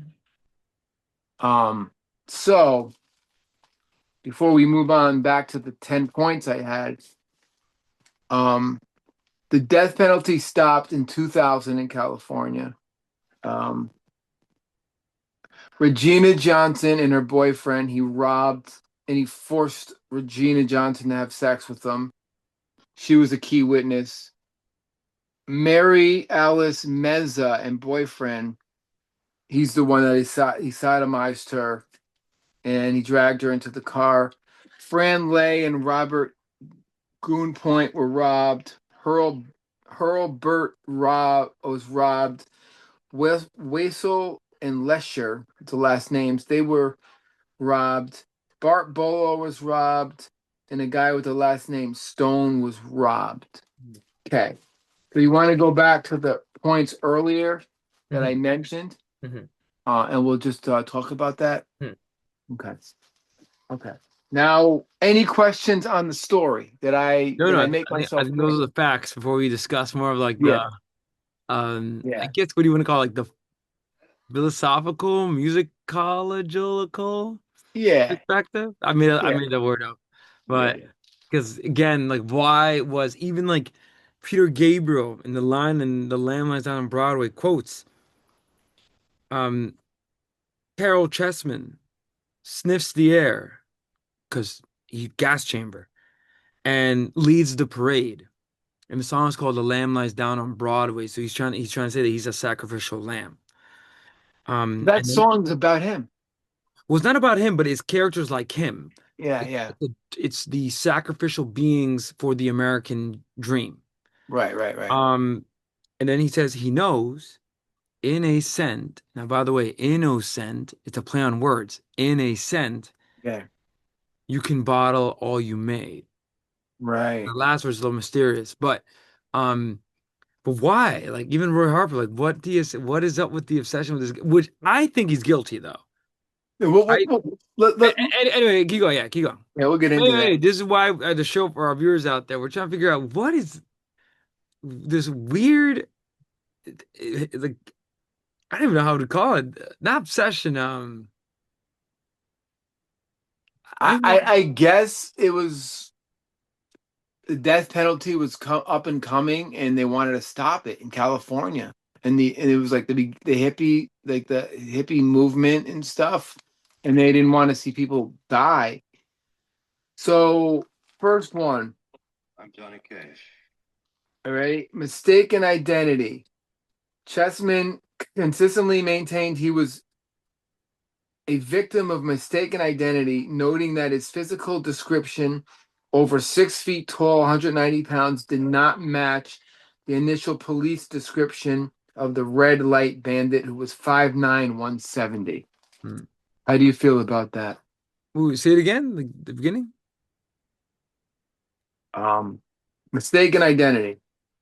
Basically, it wasn't him because he didn't match the physical description of the red light bandit who was 5'9", 170, and Chessman was 6 foot 190. No, my problem is how would the police know that? Witnesses. But There what were about the girls that saw his face? right. And I'll I'm be just honest with you, I know, I don't even know this in the psychological world, in the social psychological dimension, there's a lot of controversy with the reliance on eyewitness accounts. right. But in trauma, it does get imprinted. So let's say you're experiencing a traumatic event, it's like literally like taking a photograph Right. because those everything that's associated with that specific trauma is so vivid. Yeah. That makes sense? hmm So what do we do about those girls' testimonies? And the couple, but the girls mostly. Yeah. I'll Well, stop. I believe the girls. But there was other But people. it's weird. So maybe the police failed on their part. Maybe got Yeah. maybe it was him, but they didn't get the right. Maybe they were talking about the other guy. There was other witnesses that said no, it wasn't Chessman. It was some other guy who looked like Chessman, but he doesn't fit the description. So how but the girls say, so what do we do about that? You got to go by the victims. Of course. You got to believe the victims, not the And, people. and again, this would be now when the police would do these reports, are these all the crimes that the so-called red light bandit did? I'm not sure. I'm not sure on that. I'm just Already going. problematic. Yeah.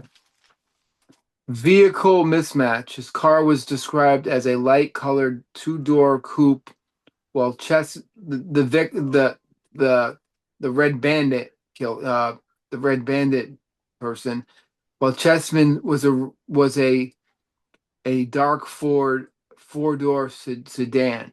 So they're saying the car was different. The witnesses,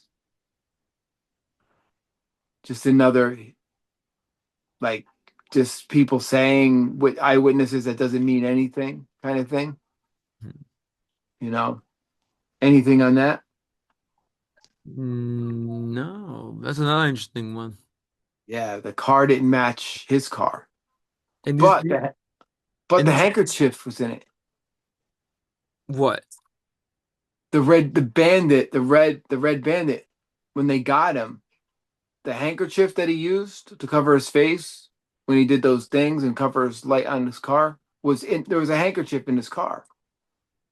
I So to mean, me, that's evidence right there. and no, Oh, I think and he's smart. I think he switched cars. good point. He's not stupid. Like this dude he's a criminal. He know how He stupid do you have to be to do crimes in your own car? right. He switched cars. Like, That's a great and he had point. an accomplice, that dude. What's his name? Whatever his name was, the other guy. Yeah, but that accomplice wasn't there when he was raping the girls. But he was with them when they were doing the robberies. When they did the rob, Those yeah, are the that eyewitness testimony accounts, right? That they're relying yeah. on. But the robberies are a separate case. I know, Um, but the eyewitnesses, what eyewitnesses? Like the rape victims or the people who got robbed? People who got robbed. Well, that's what I'm saying. The two were there. So that must have been the other guy's car. And they also confused him because he probably was the larger guy. And what's weird, and you're probably going to mention this, he represented himself, which was so stupid. But he says that I know in core, I think he said this, or I'm paraphrasing what I read. He's saying, he said, I know who did it, but I can't tell you. Okay. If it Yeah, means of life and death, you're not going to say it. yeah. Like, Yeah, that's a good point. That's a great point. Wow. wait, dude. That's It's interesting, huh? Like, who knew Roy Harper was going to inspire all of this? Silky Joe, if you're watching, you made it this far. Thanks, man. I know. All from a Roy Harper verse. A verse. This is a verse. Literally. Crazy. So I like what you said about the two different cars. It could have been his accomplice's car and they swapped. Right. And no one knows whatever happened to the accomplice. You know, because He probably was glad he got off free. He's like, yeah, I'm not. I'm sure he did time, but he wasn't there when Chessman raped the girls. That was done by So that himself. was him. Yeah, Because yeah. that accomplice would have went down with him on that. I think he got a taste, like, you know how it's similar to Starkweather, where he did one crime. And, ooh, I like this. Another one. Then he realized I can get away with it more and more. I think that's what happened to It's Chuck. a spree. It's a spree He mentality. went into a spree mode. Yeah. Yeah, exactly. Okay. Um, the forced confession. He alleged that his initial confession was beaten out of him by the cops. How do we feel about that now? I wonder. And again, the only problem is that he keeps appealing it. So do we Yeah. want to believe him? What do you think? Nah, I don't think. I think the cops did their job, I think they did. and they I didn't. think they knew that he raped those girls, and imagine the cops. Back then, they were angry. They were Oh, young. and Oh imagine my God! imagine if this person raped your 17-year-old. Right, a 17-year-old girl coming from like And I think this was the not a tight-knit community. So it's like, yeah. how And back then, like it wasn't brutality. Cops just beat the shit out of you because you did something right, really bad, like you right. raped a 17-year-old girl. Of course, they're going to beat the shit out of you. And it was kind of okay back then. They're like, yeah, I know back then, but he you tried know, claiming that, they try to make me a forced confession. yeah, And the only downside to that is, but I wonder what the judge would have like seen with all this. yeah. The cops probably denied it. Of Wait, well, course, there would have been bruises on him though. Wait a second. that's another problem. It would have been some kind of altercation, That's another problem. and that never comes up. I think he's making someone's making something up. Yeah, I think he's lying on that. Okay, lack of evidence. Some investigators later claimed they had the names of three men who could verify Chessman was not the bandit. I don't know. Those guys never showed up in court. This is just, my coming up from my research. I don't know these people. I don't know their names, Yeah. you know. Um, okay. All right. Trial controversy and travesty. The court stenographer's death, and you looked this up earlier. The Mhm. original court reporter died before finishing the transcript. The remainder was transcribed by a relative of the prosecutor who was reportedly a chronic alcoholic, a little crazy, and made indiscriminate changes. Now, you said the Supreme Court said the He transcript. ordered, the state of California to do a review of those 1957, I think. Yeah, and you can't fight that. So that didn't work. There's no way you could fight that. So this is Chessman saying that, It's an appeal. And he's trying to some way, shape, or form get out of this. yeah, Now he views that he doesn't deserve the death penalty. I think that's the issue at hand. right. And this is where we're going to get into the moral part of this at Right. the end. At the Right. end, we're just stating the facts, man. Just the facts. To Yeah, quote the just the facts, man. Verlaine, the great Verlaine, right? Just the facts, man. Just the fact. What song is that on? That's is it Elevation? Elevation, I think. Yeah, the great television. Yeah. And he has a song about Richard Hell stealing a cop car, impersonating a cop. Oh, he does. Yeah, And that's right. Warren's like, let's not do this, man. Yeah, Mike Verlaine. Um, okay. So the Supreme Court rules it. You can't fight it. You can't fight the Supreme Court, right? Now, this is where he makes a complete fool of himself and a big mistake. Anybody, anybody is going up against shit like this needs a good lawyer. Even the Oh, worst criminals, dude, OJ, 100%. OJ, all these, Dahmer, they had great lawyers, Um, self-representation. Chessman represented himself in his arrogant, blunt manner, reportedly alienating the judge and jury. So he was cocky and he had this attitude, and he didn't even go up there like, I'm innocent, I didn't do this. He came in there like a dick and he showed everybody his Mhm. ignorance. And again, that doesn't help your case if you keep claiming that you're innocent. Right. Any notes on that? You No, have no, any? pretty good. No, Okay. pretty good. Opposing views. Okay, domestic outlets like the LA Times often denounced him to save Chessman madness and viewed him as a manipulative career criminal, Hmm. which he was. He Let's was. face it. Yeah. Does a manipulative career criminal deserve to die? That's the question. That's the Man, question. that's the question at hand. Are You you ready know, to answer that? Or not yet. Later. not yet, not yet. But that is the question for our viewers out there. Who deserves the death penalty? And does a career criminal deserve to die? Right? Because California wanted him dead. Yeah. Key facts. Chessman was executed in the gas chamber on May 2nd, 1960, only 2 days away from the anniversary. It'd be his 60th anniversary. A final stay of execution was granted, but the judge secretary dialed the wrong number. That's you know that's fate right there. I guess they had new information about the case and was gonna maybe not kill him. Right. And what was the new information? I don't know. Oh. Nobody knows. You know, whatever the judge did not want him to die. The judge was told for him not to die that day. Whatever, I don't know the reason why.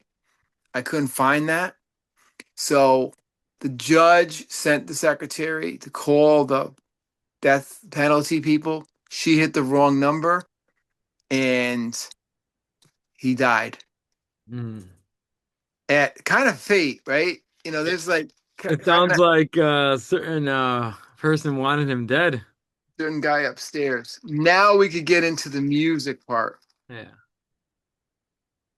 Protest music. Ronnie Hawkins recorded the Ballad of Chessman.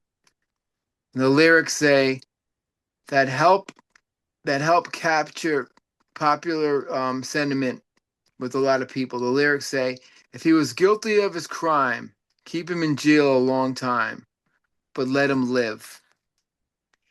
Our boy James Taylor wrote a song, There We Are, 1977.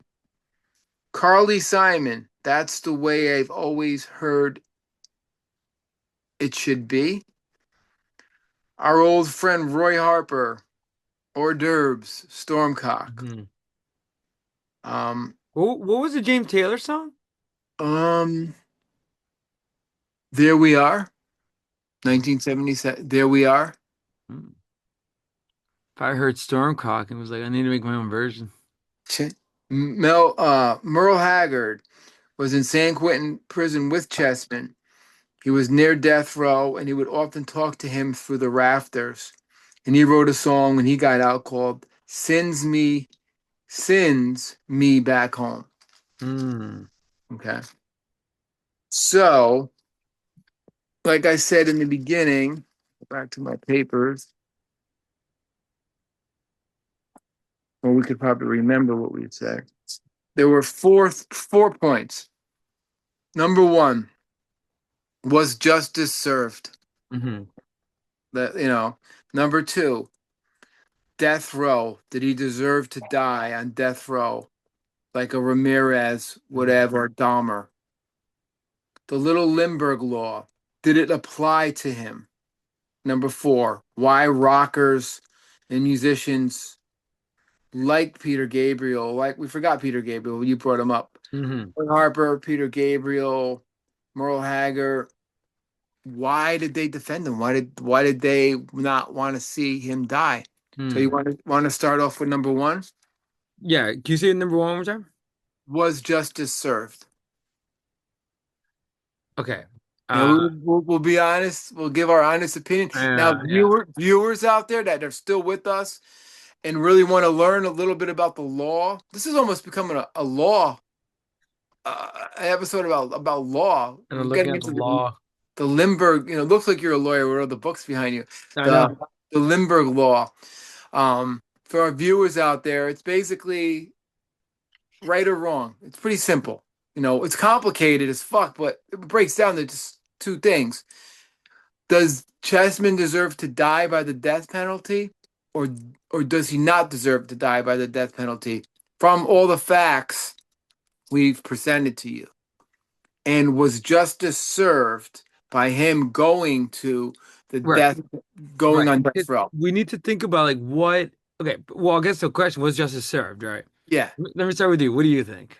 Um, okay.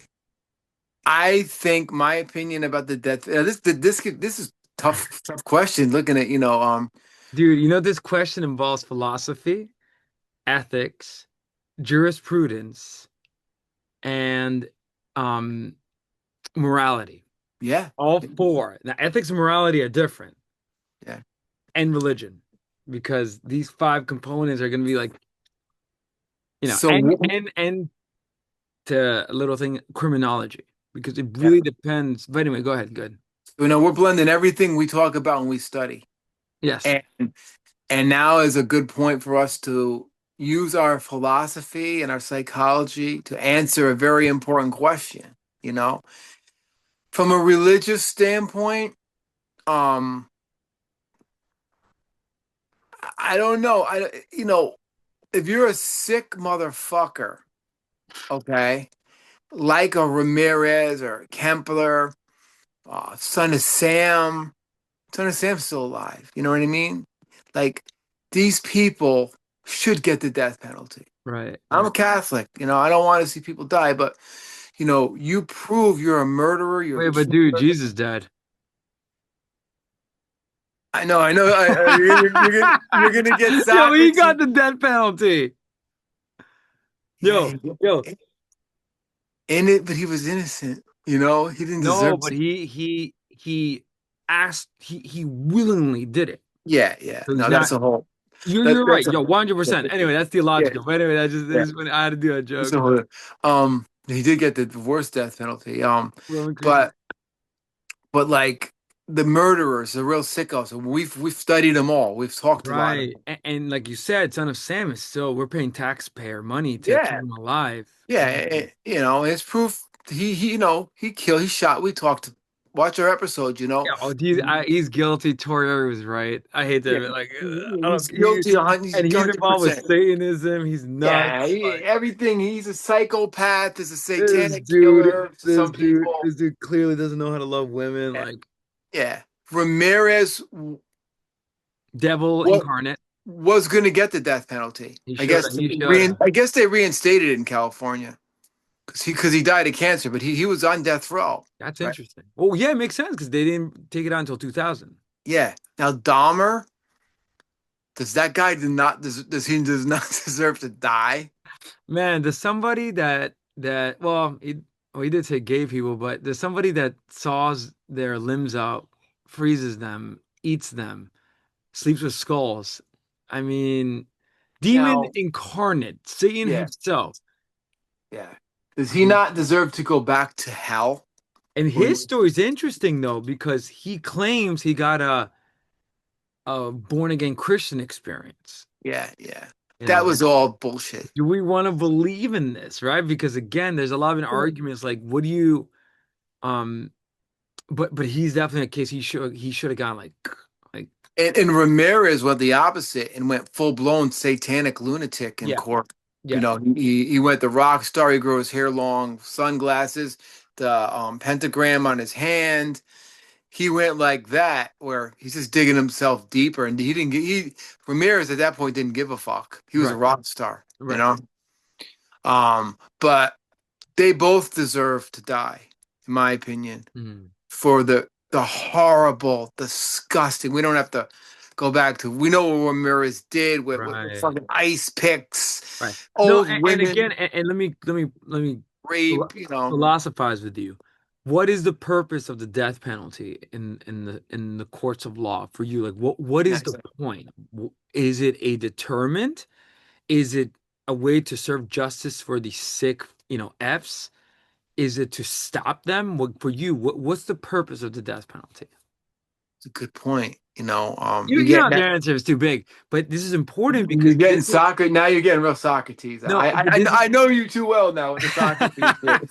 but this is important because this is the issue that a lot of musicians, which by the way, they were countercultural, anti-establishment, Yeah, anti-religion, which is another interesting thing, hippie, so peace and love, man, like love yeah, rules. yeah, yeah. Um, like Bro Harper, he's authoritarian. Okay, Manson didn't get the death penalty. Right. Why didn't he? Right. And that was What about Ted California. Bundy?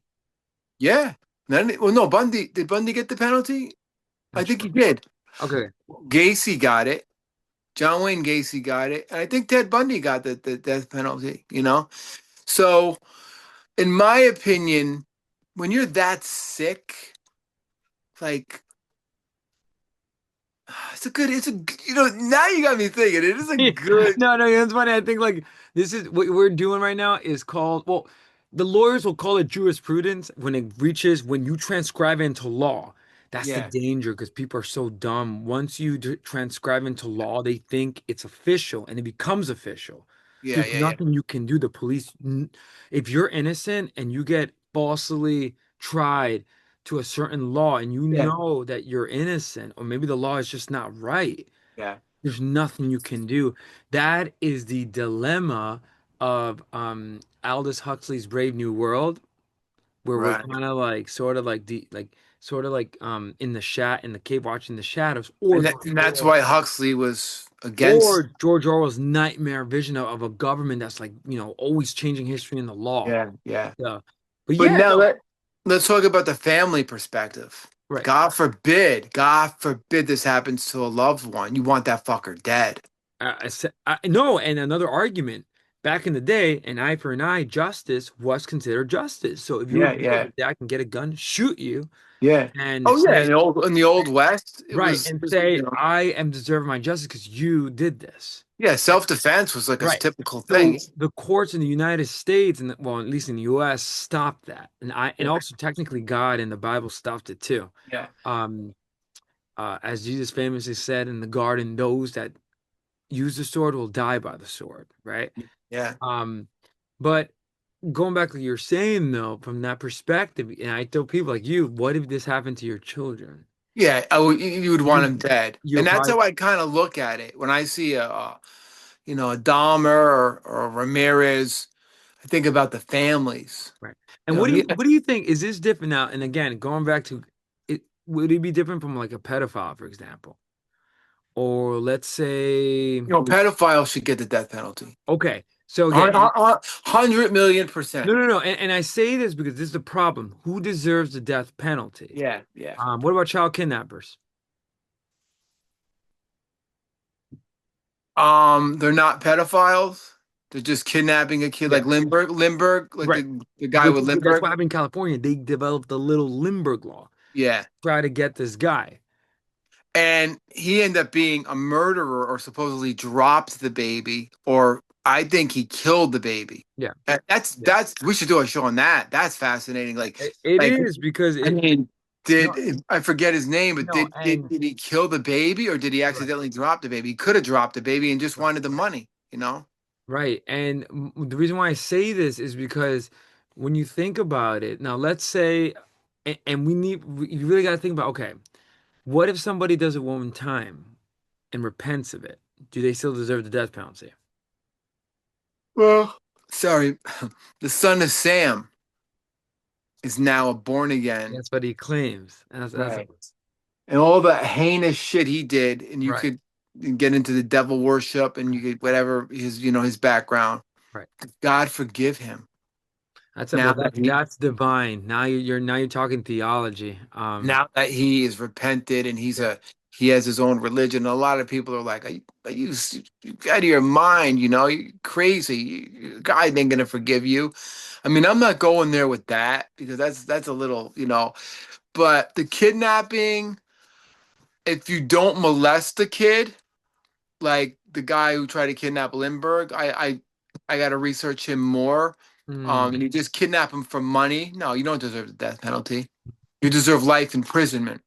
mm, Life imprisonment. right, Opposed to the sick fucking pedophile who deserves death, in my opinion. right. And I mean, and like you're saying, they're gonna try to bring back the firing squad. They should. Someone For said pedophile. this to me. Yeah. I heard that a while ago that Yeah. Trump's trying to bring back the Yeah. fire, And that's going way back, right? Um, which might not be a bad idea. It'll stop a lot of sick fucking criminals. that's what I was trying to get at it with you is that the purpose of the death penalty and like this type of stuff is to deter. In other words, to make criminals think, yeah, I'm not going to do that because that's going to happen to me. Yeah, yeah, yeah.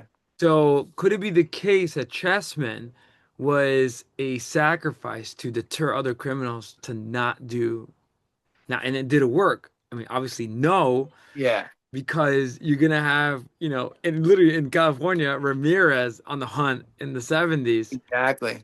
um, Manson. I mean, I mean, Manson didn't get the death penalty, I think, because um he didn't do the killing. It really he's smart. He's such a he didn't smart cult. kill He's such a Manson. smart cult leader, of course. Manson didn't kill. I always say Manson might have been able to get off because Right. he didn't kill anybody. If somebody said to me, "Yeah, Cheech, you're influencing these people, and you told them to go and kill a certain somebody at the temple," and they did. Now, did Manson confess that he did that? That he told them? Yeah. We gotta do an episode on him. Yeah. I would be like, no, I didn't. I'm friends with them, and I might preach my philosophy to them and Right. say, Schopenhauer's the way to go, and Kamut's the way to go, and listen to Nietzsche and be a nihilist and a punk rocker and Anton LaVey, that kind of stuff. Now, if they go out and they do these things, am I responsible for that? Manson really didn't do anything. He didn't do nothing but preach to these fucked up kids on No, but he's acid. smart because he allows his puppets do the work, his dirty Yeah. work. And Um, I always wondered why he did so much time in prison, hmm. like for that. It's fascinating. Um, so back to where were we on the kidnapping? So going back, I guess the question was justice served, right? So Yeah. what do we Well, think? you got me rethinking now about the death penalty. This is a tough one. Like this is, No, it's written. No, and this is the issue. Now, in my opinion, the death penalty, I always take like the old theory in that the death penalty should exist to deter criminals. yeah, For example, you break the law, you will not be allowed to live. Now, mind you, now we got to talk about what kind of acts. yeah, But for example, it would help people maybe think twice about raping a woman. right, Oh, right. I don't want to. Again, it's sort of like a super ego imposed. I don't want to. If you think about it, there's some sick Fs out there that want to do that. But And, these guys don't have the super ego. and no, but by the way, and he was a criminal, and he just did it because I think he got a taste of it, and he realized how easy it was. I got a gun. Yeah, All you have to do is just threaten you, and you just, criminal thinks like that. Yeah, it's yeah, sad. But think about how many guys do that to their girlfriends, their wives. yeah, yeah, yeah, Maybe they're taking advantage of a girl at a bar, right? yeah. In your argument, they all deserve the death penalty then. Um, no, no. Well, I'm kidding. I'm kidding. I'm just joking with you. But the thing I is, but if think there's okay, no consent, and let's say a guy picks up a girl in the bar and the girl says, I don't want to go. Too bad. Sort of doing similar to what this person right. does, right? But my point is this, that it's tough. The death penalty and a state that executes justice like that, Yeah. it's dangerous because, again, what is the purpose of it? I mean, And I'm gonna go back to okay, two things about the death penalty. Pedophiles, I think they deserve it. Definitely, pedophiles deserve to fucking die. And just gonna say it. I mean it. so, in front of the firing squad. Firing squad, fucking maybe bring back the guillotine. I mean, think about it. You're a sick fuck when you do shit like that. The death penalty. When I think of what the parents of the victims, Right. What then justice would serve them? then I say yes, but I'm not them.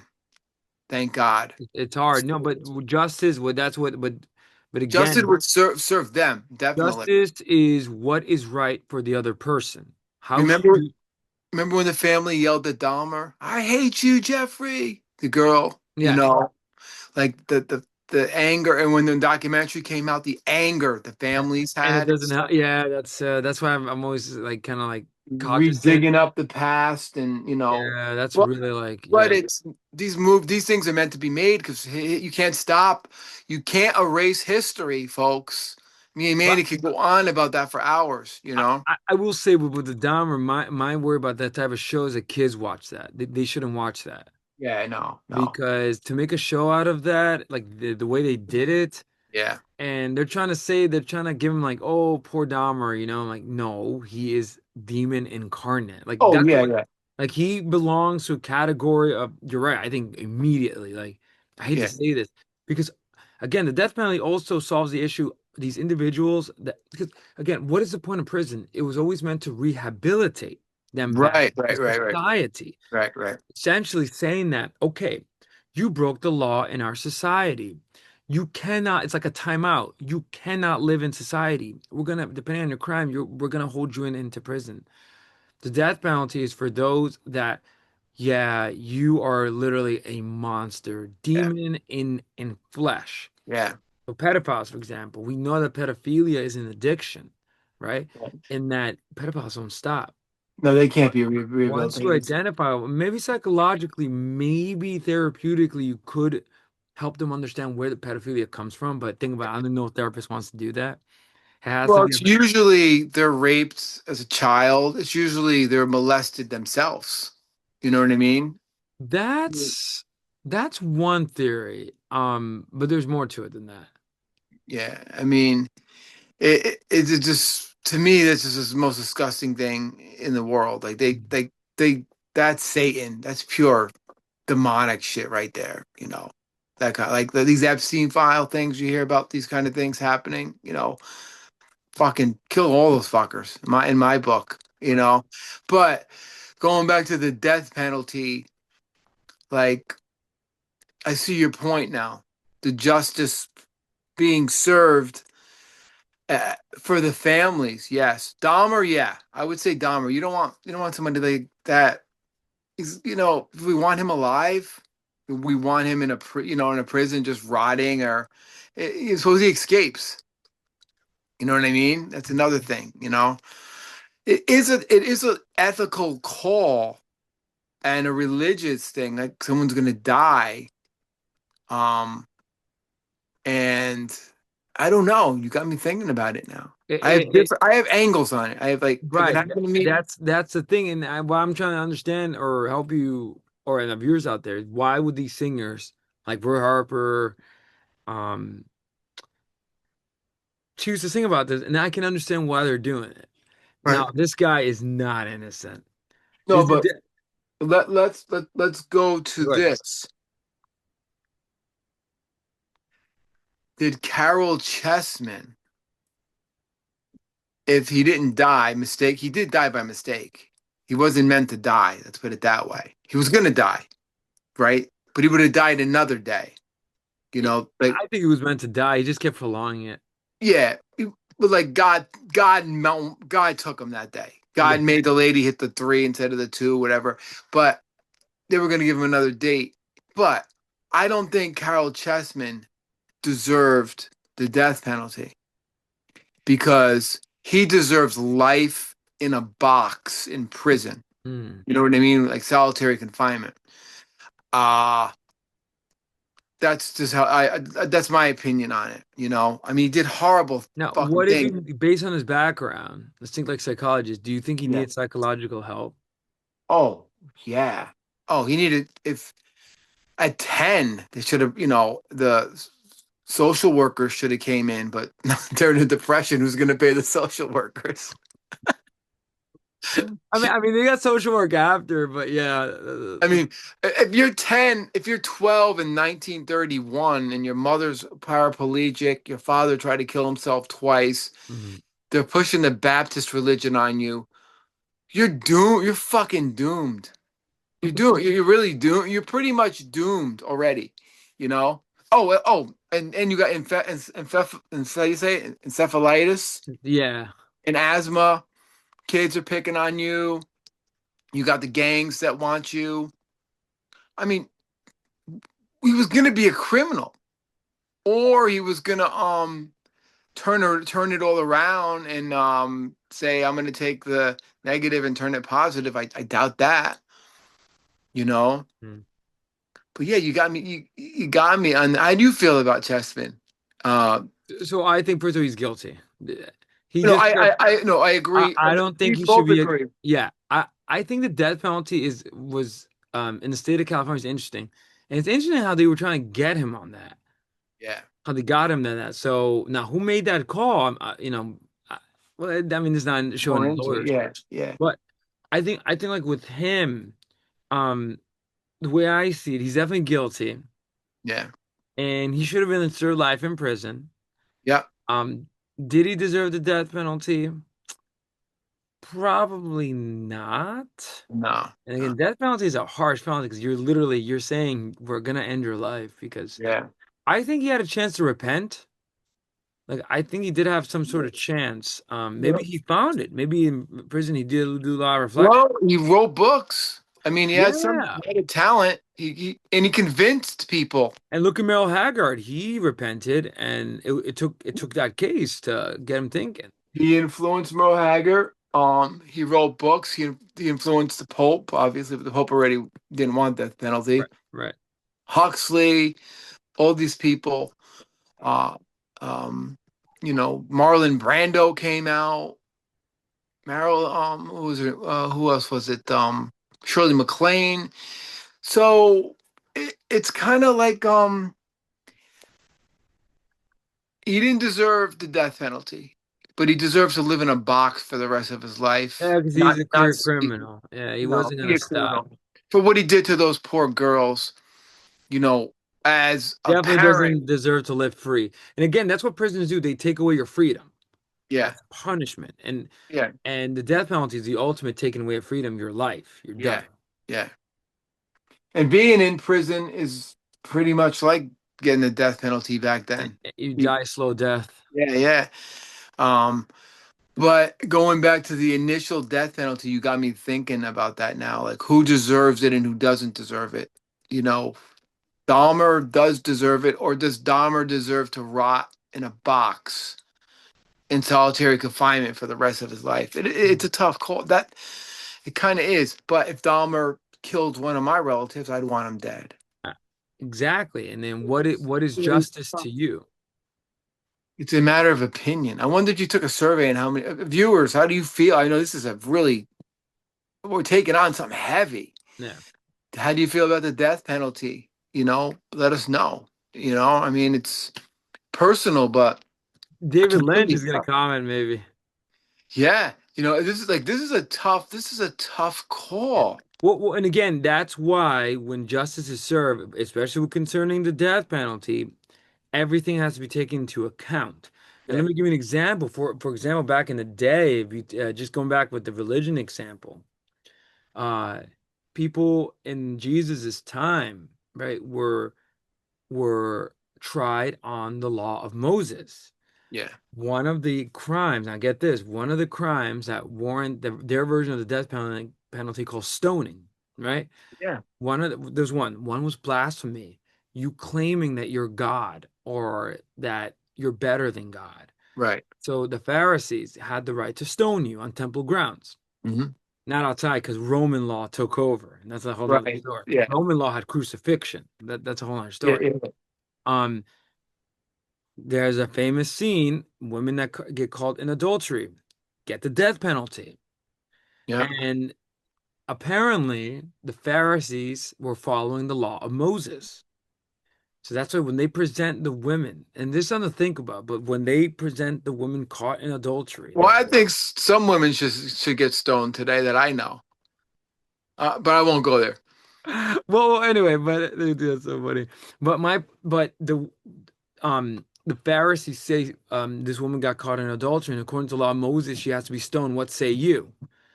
And Jesus, what he does instead is say, let any man who has not sinned cast the first stone. Yeah. And starting from the youngest, because the younger you are, the less sins you're committed, all the way to the oldest, they all drop their stones. Right. Right. So my point with this is that you gotta be very careful when you judge someone, especially the way this case was handled, because clearly this case was not handled well. No, no. Like there was a lot of confusion, and for people like the hippies and anti-establishment and anti-Vietnam War and I anti-United see States, it. I because see it. Roy Harper hates the United States. Let's be honest. Yeah, yeah. Um, the hippies hated the United States. Uh, California represent at that time the law represented the man. Yo, we got to go against the man. Yeah. Now this guy was a criminal. There's no doubt about that. Oh, yeah, yeah, yeah. He should have been in the firing squad. I could care less. Like, I mean, it's horrible to say, but but just he's gonna do it again. I don't think like Oh, if they let him out, I wonder if they he said, was okay, a career criminal and he you're free to go. escaped prison. That's right. I didn't bring So that up. this dude is Yeah, clearly, and yeah. also I argue like people involved in gangs are problematic. Like gang dude to get out of gangs is so hard. The only Oh, way to do it is by grace, God intervention. yeah. Like the gangs are worse now. Oh, forget about it now. Now, They're like, animals. what do we do with them, right? I mean, a lot of people say firing squad, but I don't know. But uh, so the issue becomes, where if you're gonna do the death penalty, and for the anti-US and anti-establishment, yeah, screw the US, Yeah. there they chose Barabbas. Remember Yeah. I told you that story about Barabbas? Yep. Yep. He was a criminal. Who did they wanted? Barabbas was gonna get the death penalty. They put now Chessman put himself as like Jesus, like figure innocent, and that's the reference to the Lamb Lies Down on Broadway in Genesis song, Yeah, yeah, yeah. where Peter Gabriel. Now he made a mistake here, but Peter Gabriel says, he's innocent. He's not innocent. Right. Um, but did he deserve the death penalty? No, maybe, but they have to revisit that case. I mean, a lot of people might have thought like Peter Gabriel, like, oh, maybe he read an article and all the facts that I brought up about the car, the Yeah, yeah. witnesses, that could have been it going around at that time. I want to read a book now on Chessman. There's got to be a good book out there. Oh yeah, dude. It has to be. I'm sure he studied in law. I'm sure this case is like one of the biggest things, in law school. And in the French Revolution, the guillotine, when they invented the guillotine, they put a lot of people to death because they claim that anyone that goes against, again, look at the law, anyone that goes against the new republic will be put to death. Anybody like the king, they put all these crimes against these, bourgeois, and Yeah. that's where you got to be careful because Henry VIII, they got his ass. He cut his head off, right? No, no, I mean, no, his Louis, wife's Louis the his wife. 16th and poor Marie Antoinette, but they were so No, wait, dumb. didn't not Henry Henry VIII. VIII killed his women. Women, that's what I meant. Yeah, He yeah, offered their heads, yeah, which another yeah, monster. But um yeah, when you do death penalty, like again, and today is controversial because there's two camps. Pro death penalty, yeah, no death penalty. The argument goes like, pro life with the death penalty. yeah, Also a view of an injustice. Even if the guy has committed crimes, and famously Stephen Hawking, I'm sorry, not Stephen Hawking, Stephen King in his movie and his book, his novella, and the movie The Green Green Mile. Mile is a takedown of that. So it's Yeah, not much to this. Um, but yeah, me didn't deserve the death penalty. If he did, they would have to go back and revisit that case. yeah, yeah. He But is now, definitely guilty of something, though. when you bring back past history, the Old West, they would hang you for stealing horses. That's the way yeah, because that was law in the West, and they Yeah, would hire bounty hunters to get you. yeah, So bounty and hunting was a and thing. that was a thing, and that was the normal. That was the norm. You stole somebody's horse, you were put to death. That kind. You robbed the bank, Jesse James gang. You know what I mean? All they got hung. Public hangings, which is fucked up. They should bring that back, right? Right? I mean, it's such an ethical, crazy thing. In the end, I think what we're gonna say, Caryl Chessman did not deserve the death penalty, but he deserved to spend his life in prison for the Yeah, horrific things he did. he's a criminal. So I say our viewers out there, don't get fooled by the songs. He's a criminal. And Yeah, in Merrill Haggard, I would kind of be curious what he thinks, but that case set him on the straight and narrow. yeah, yeah. Who knows what they talked about? I'm not quite sure. Um, even like it's funny because in the song Folsom Prison Blues, Johnny Cash famously sings, when I was just a baby, my mama told me, son, always be a good boy, don't ever play with guns. But I shot a man in Reno just to watch him die. And then when I hear that whistle blowing, I hang my head and cry. So, going back to like what Johnny Cash sings from the perspective of those people that break the law. Yeah, And yeah. Folsom Outlaw, sings, outlaw country. yeah, and Folsom Prison Blues Yeah. because like our character, he's in Folsom Prison. This is a song written for him. Um, but you know, but when we deal with people who break the law, especially like Chessman, like he's not innocent. No, And no. Roy Harper is just like he's just really anti-authoritarian. So I feel like he was trying to say, But James Taylor, Carly Simon, I yeah, I never knew think those songs. I never knew they wrote songs on this. Black Johnny Mathis. Look, dude, look, do me a favor, look it Dude, up right I now. thought you meant like Johnny. I meant like imagine Johnny Mathis release a song. Look up Johnny Mathis sings a song about Chessman. Unless I'm on heavy drugs and I'm not realizing it, I'm hallucinating, I'm sleepwalking, I'm on Ambien, I don't know. The same Oh black. no! Oh no, dude, it's Country Johnny Mathis. Oh, okay. Dude, it's literally songs called dude, What the and I fuck, got another Google gross. thing. People also ask, is Johnny Mathis LGBTQ?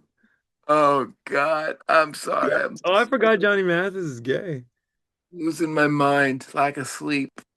I don't know why I said Johnny Mathis, but country Johnny Mathis. Country Johnny Mathis, 1960 hillbilly. Wait, who the fuck is country Johnny Yo, what Mathis? we should do an episode on this dude. Dude, what the Who wait? is What year is he? so he was an American country music singer. And he was half of the duo called Jimmy and Johnny. And his last name was Johnny Mathis. Well, he was called Country Johnny I Mathis. thought he was called like Black And Country no, he Johnny. was not black. He was definitely white. Oh my God, I got my fact. Oh my God, I gotta get my ass checked on that one. Um, but when I went back like 9 times, and I'm like, no way is Johnny Mathis. That's not who No, I'm thinking of. imagine like That's in his falsetto, he's innocent. and then I was like, oh, country. He did a country album, Johnny Mathis. I never knew that. I was like Wait, so wait, confused. wait, he's black? So confused. Oh God. Um, but yeah, like look, yeah, James Taylor. You could look it up. James Taylor, What's the song Carly called? Simon. God, I don't. It's in my mess right now. Let me see. James Taylor song on Chessman. Red Light Bandits. There's no evidence of a song. Only a Really? dream. No,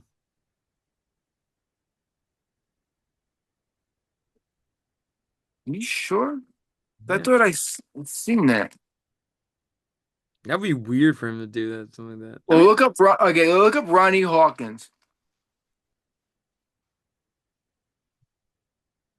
Chessman song, right? Yeah. So Ronnie Hawkins. I was The like, look up ballad. He Car. yes, he has a ballad of Caryl Chessman. Okay, look up Carly Simon. I mean, maybe I misread what I wrote.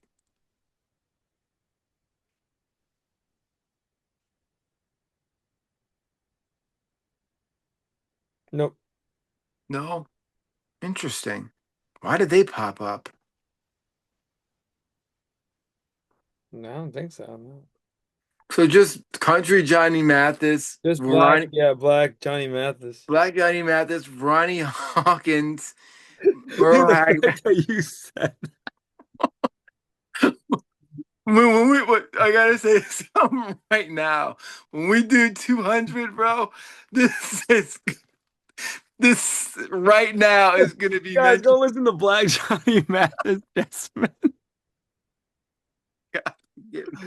It's like, and the singer's called Country Johnny Mathis. He's like the whitest looking dude. God.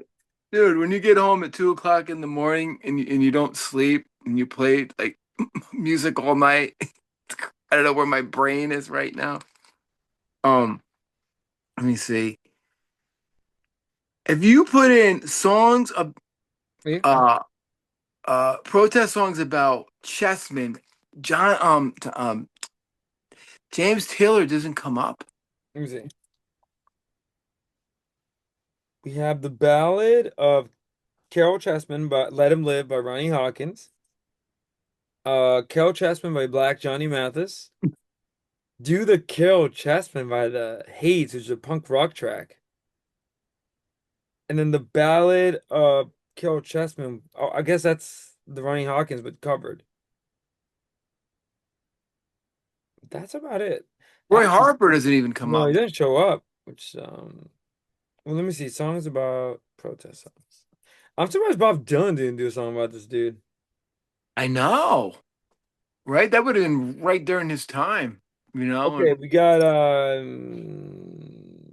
Mel Haggard. And that's it. where the fuck did I get James Taylor from? No, and Roy Harper makes sense because he doesn't explicitly say that. Like you literally have to do the research to understand that. On You're right. He doesn't say, does he doesn't no, mention no, Chessman. he's more sneaky or poetic. That's why Roy Harper is a fucking genius, people. Mhm. Watch our Roy Harper episode. We have two of them out. Storm Cocken and one on Roy Harper. He's a fucking genius. Mhm. And Joe wanted to know who we wanted to make for the what do you call it? The Roy Harper something of the month. Uh our Roy Harper artist. No, the artist of the month. Cheech and yeah. Manny's artist of the month. We said Joe I suggested heard that you Johnny. want Jack White. I said I would do a show on him. I would write about him. It's Yo, we, interesting we because gotta do like a Jack White episode, but it's probably gonna get hated or oh like our Lost and Nico Niles tapes. yeah, I've been following Scarlett Page, Jimmy's daughter. She did a lot of photo work of him. Really nice pictures. She's an incredible photographer. She did so many people, and Jack the White Stripes were one of the people she did photography on. Oh wow. I sent it to Joe. I got to send it to you. But yeah, Black Johnny Mathis, man. You know, Black Johnny Mathis. I'm gonna be listening to Black Johnny Mathis now. uh, I have And no that's so idea redundant because isn't the Johnny Mathis black? Like, isn't he black? that I Also, don't know. what race is he? Can we talk about what race No, is Johnny he's Mathis? African American, yeah. But Okay. I don't know where I got Black Country. I think it was like Black Country Johnny Mathis. You And know what's funny? When you said on the phone, I was like, wait, there's somebody called Black No, and you said it with so much seriousness. I was like, wait, I didn't think about it. Wait, there's somebody called Black Johnny Mathis? the country part, This my had to be brain, during the racist times of like I know. I do, but I was right. There is a guy named Johnny Mathis. At least I got that right. No, there is a Johnny Mathis. There's a Who wrote? country. There is a country Johnny Mathis who wrote about Chessman. That's okay. So I get credit on that. I don't know what Dude, James Taylor. dude, first Stormcock and now Black Johnny Oh Mathis. my God, dude! This Black Johnny. When we do 200th episode, this is definitely gonna make Yeah, it. the Black Johnny Mathis. It's just Oh so my funny God! with and you so seriousness.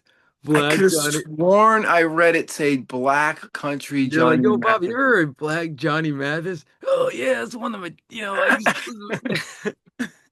Insanity, bro. I don't know, but in the end, justice was not served. Yeah, Let's yes, answer that. Was not served. yes.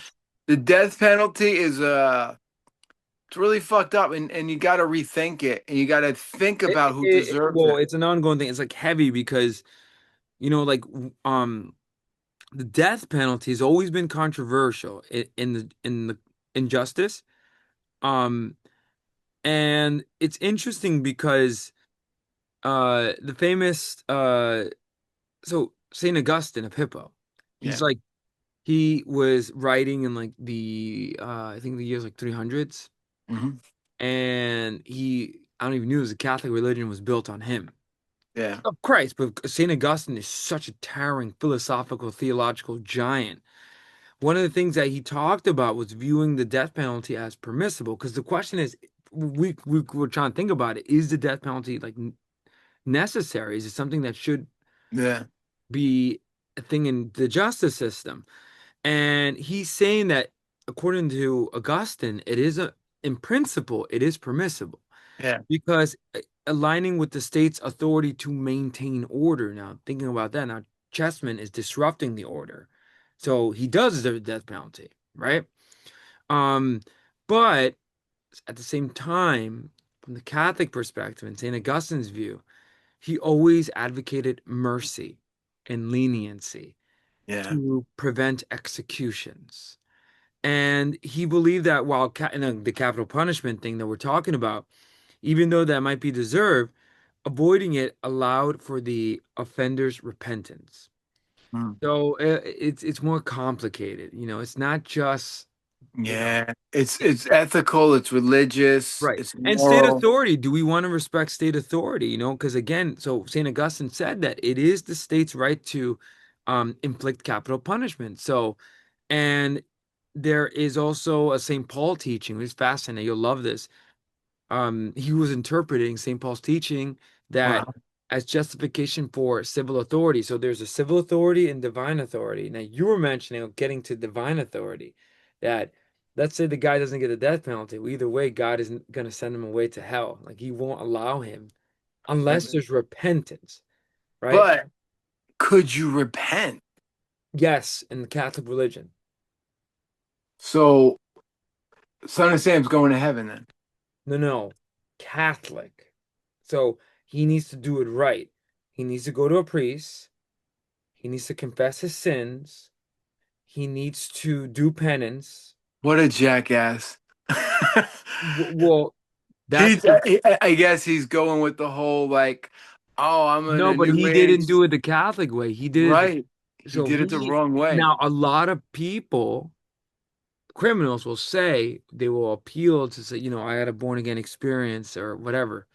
but they don't Um, realize you got to no, go. and get this, like let's say let's say Chessman went to a priest and confesses his sins, and the priest and will want to know his childhood. A good priest is like a psychologist who will want to know Oh yeah, how did you end up. right from was it Father Karras, psychiatrist. Right, right. For me, putting my priest mass, take a Jungian term, I would say you need to go do reparations to the victims if you've done.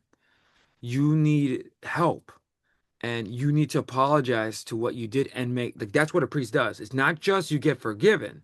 You need to do probably 10 Hail Marys every day. And I will pray for you, my son. That's what Augustine is saying, that mercy. Yeah. That's why the death penalty is set for the state, though. In a way, they are justified. Okay, so depending on how you look at it, if you're anti-state, hippie, anti-authoritarian, Roy Harper. anti-US, Roy Harper, no, he didn't deserve to die. Matter of fact, you should have let him go. Free Barabbas. But if you are for the state and you think that the state does have the right, Right. then again, what my point here, monkey wrench at you is like it's complicated. Oh God, is it Not dumb. as simple as it seems. And um, but he's not innocent. Not a lot of people try to portray him as No, he's I completely mean, I think a guilty. lot, like for example, like Peter Gabriel says he's innocent, but he's not innocent. Yeah. Did he deserve the gas chamber? No, No. because clearly us lawyers, no, I'm kidding. David Lynch, if you're watching this, let us know what you think. We're good lawyers. But us looking at the law, we clearly see that there is a problem here. Yeah. And I have an opinion. I always go for divine law Yeah. first, right? Um, the law here is called positive law. That one I'm always careful because what is legal one time will be illegal in the next, or what's illegal in one time will be legal in the next. See, the states, and what's worse is that the state at the time, I don't know what their rationale was. Anyway, I'm not to complicate further, but the point is This is complicated. It's Yeah, complicated. it gets heavy. It It, it, gets so it heavy. goes into questions of ethics and also morality. Let me ask you, and maybe conclude here. Do you think the death penalty is moral? Do you think it's a moral thing? It is because like I mean, I look at it like if it was my family. Right. It avoids again what you're saying. It avoids the Wild West mentality, and Yeah, back in the day, the eye for an eye right. justice, because you have, according to that, had that that's what the state does. The But state am I takes being unfair by saying that? Oh, he should die because if it was my family, he should get the death penalty. But oh, he killed somebody else. Nah, he deserves to live. Am I being unfair by saying that? I'm totally being unfair. Mhm. So that's where it gets complicated. And let's say you forgive your enemy though, because in the Catholic religion it teaches you got to forgive him. You can't forgive a pedophile. Well, in the Catholic religion you got to. No, no, but I'm saying like Right, right, if right. you See, want that. like I will stick by pedophiles getting the death penalty But now, is because that you executing justice or the state? my Because the personal view. state doesn't agree with you. So you're doing an eye for an eye. Yeah, Justice. because if you're a man, a sick man, and you're doing Now horrible things to children, you now should not live. now let's say this man comes to you and says, Cheech, I'm so sorry, forgive me. Please forgive me. What do you do?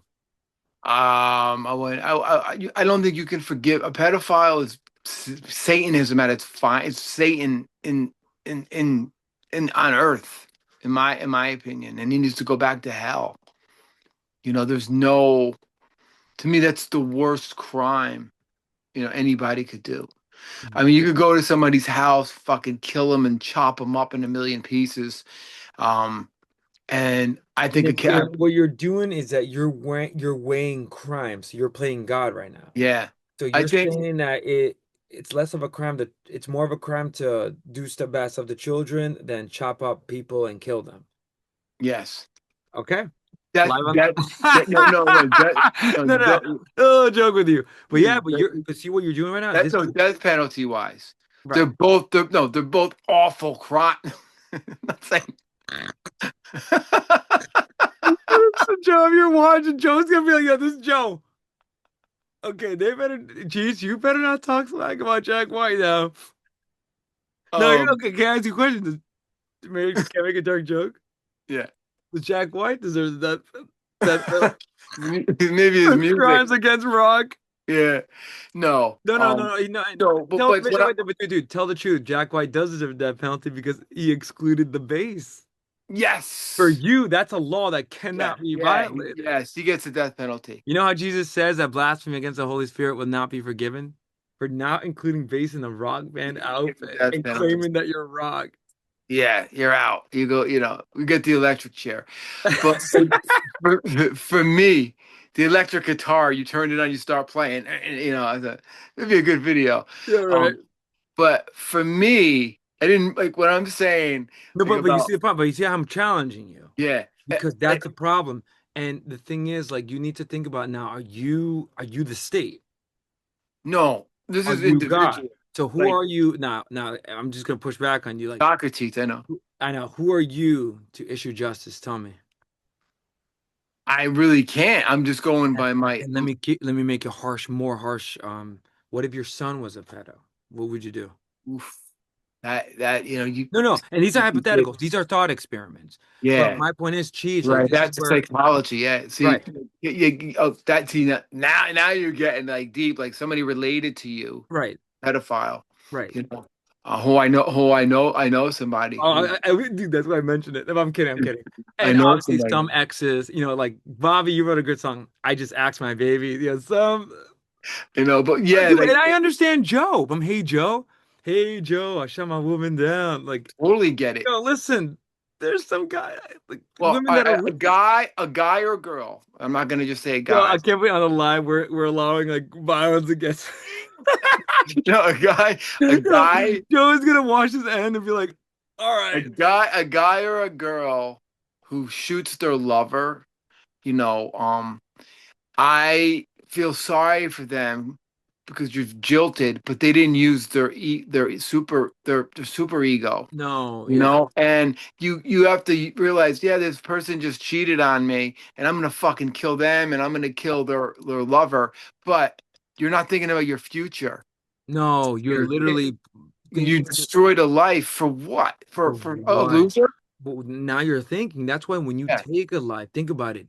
It is so devastating because you're taking away someone's future. yeah, And imagine that life was going to get married to somebody else or plan more bigger things, and you're yeah. executing your. That's why it's a commandment in the Ten See that? Commandments. Now that gets dicey when you said that, like the pedophile thing. Now, if a pedophile is somebody like you're close to or in your family, or No, and I'm saying like well, I still feel that way about pedophiles. I'm sorry, but like when they're in your family, now no. can I do one more awful thought experiment Yeah, with you? Let's say it's your son. They're at a firing squad, and they say, "Cheech, you give the order. What do you do?" And they're getting ready. it's a pedophile. Your son says, "Please, Dad, No, don't do oh it." no, no, you But never go. according to your justice, they're going to tell you, "But you said that they have to deserve the death penalty." Right, right. See, I would never. Oh, see, this is tough. No, see, you're too smart. That's your problem, man. You're too fucking smart with psychology and philosophy to I get know, me. I know. It's like I'm like, but that's I'm an amateur philosopher, amateur No, you're psychologist. not, man. You're professional, man. But see, Because like, I would have said Chessman too. Like I would have said to California, like guys, like Chessman, like give your case. Like why did you do this? yeah, yeah, Why did you? And again, you say you're innocent. That's fine, but why did you do this other stuff? Because it doesn't seem you're innocent. Now, do you think you deserve the death penalty, right? And why does the state of California say that your state, right? Because yeah. was he California? California, Why does Glendale. your state say this? And why did you do that to the Yeah, 17-year-old, right? yeah, All right, because again, and I would say, for example, like you clearly lack a super ego and you need help. Why didn't you just ask for help, right? Like, yeah. why did you do this? So I And would then, say and he's also doing the Jungian mask. He puts on the he puts lawyer on the mask, gang, the lawyer, the innocent gang, mask. the criminal gang mask, and who is Yeah, that person? Who was Chessman at the end of the you day? don't, That's another question. you don't know. We We don't don't know know, who and it was. maybe that's the crime. Maybe they shouldn't have killed him, but let him speak. Life in prison for sure. He did speak at press conferences for his innocence. He did. There's video footage of it. You can find it on YouTube. But You it's know, funny from our research, he doesn't seem innocent though. Like, no, so to but do he that, didn't deserve the death. no. Overall, okay. So the whole point of the show now is about Chessman. Now we're getting like deep Yeah, no, philosophy, we're getting Cheech and Manny but here. Chessman did not deserve the death penalty. No. There was He a lot of deserved problems. life in prison. Now you got me thinking pretty hard about the death penalty. And it depends, like if it's somebody in your family or somebody you love, on that end, you don't want them to get the death penalty. But But you know what? if somebody killed a loved one you love, you want them to get the death penalty. Mm. It's that weird. So it's a very tough call. I don't know who makes that decision. The governor, That's the problem. No. Well, the way it works is okay. Let's go back to the legislation. Chessman idea. This according to Saint Augustine too, which I love Saint Augustine's philosophy, but he says that at the end of the day, it's the states. But the state has to do everything correct. Like they have to make sure that is this because and Saint Augustine said, but first we have to be merciful. That's why Right. I'm trying to preach to you. Be merciful. Give the sinner a chance. Like, why did you do this? Right? Yeah. And again, the idea is if the state says, you deserve the death penalty, okay, put him through the courts.